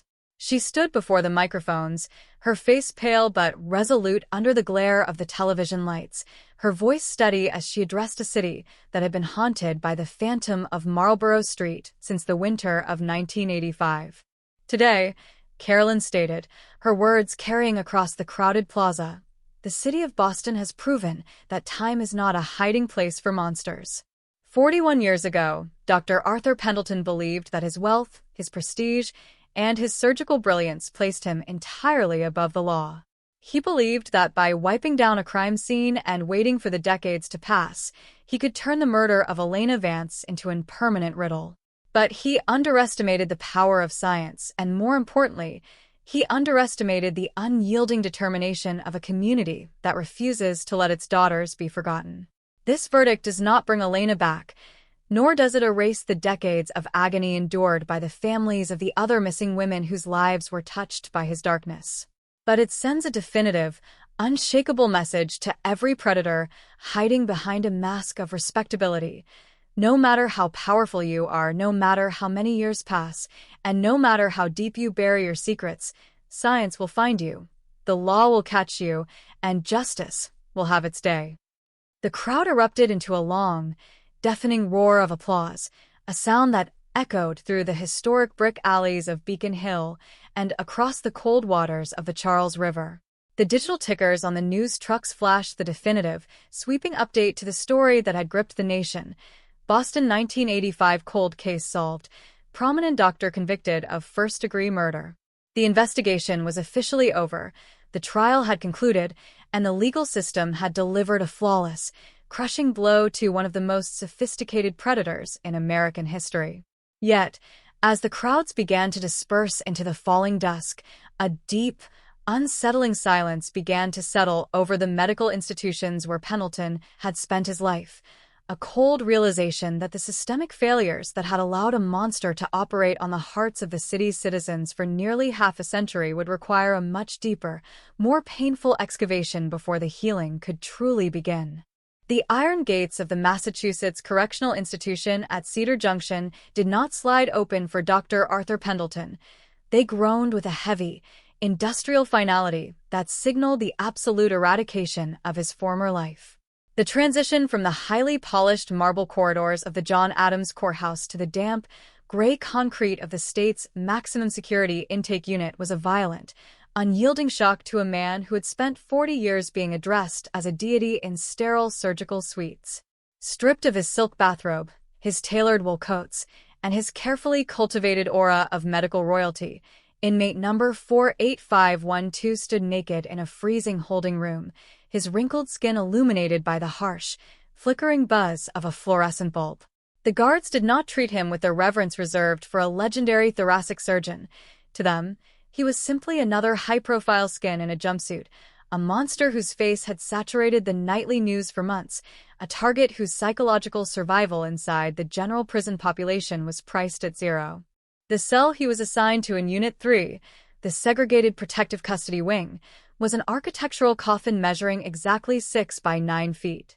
The walls were painted a nauseating, institutional shade of off-white, stained with decades of tobacco grease and the frantic, scratched-in messages of previous desperate inhabitants. A thin foam mattress resting on a steel slab served as his bed, a stainless steel combination toilet and sink served as his amenities, and a single narrow slit of reinforced glass offered a view of nothing but a desolate, razor-wire-encrusted gravel courtyard. For a malignant narcissist whose entire psychological equilibrium depended on a constant stream of adulation, wealth, and absolute control, this sterile void was a punishment far more devastating than any physical torture. There were no hospital boards to dominate, no eager medical students to terrify, no charity galas to grace with his calculated charm. There was only the steady, maddening patter of leaky plumbing and the distant, echoing screams of unhinged inmates bouncing off the tier walls. Yet, even in the depths of this concrete purgatory, Pendleton's mind refused to capitulate to the reality of his downfall. He spent his first weeks in isolation pacing the length of his cell, 3 steps forward, 3 steps back, his hands locked behind his back in a parody of a chief surgeon conducting grand rounds. He used his plastic state-issued spoon to scratch intricate, accurate anatomical diagrams of the human heart into the paint of his cell door, labeling each valve and artery with a steady, clinical hand. To the guards who monitored him through the heavy steel viewing port, he looked like a broken old man losing his grip on sanity, but to the behavioral analysts who had studied his trial testimony, this was the terrifying preservation of his delusions. He wasn't adjusting to prison. He was converting his cell into a private laboratory of the mind, remaining entirely convinced that his intellect was vastly superior to the system that had caged him, that the world outside would eventually realize it could not function without his specialized genius. Outside the prison walls, The shockwaves of his conviction were tearing through the elite foundations of New England's medical establishment like a slow-motion demolition.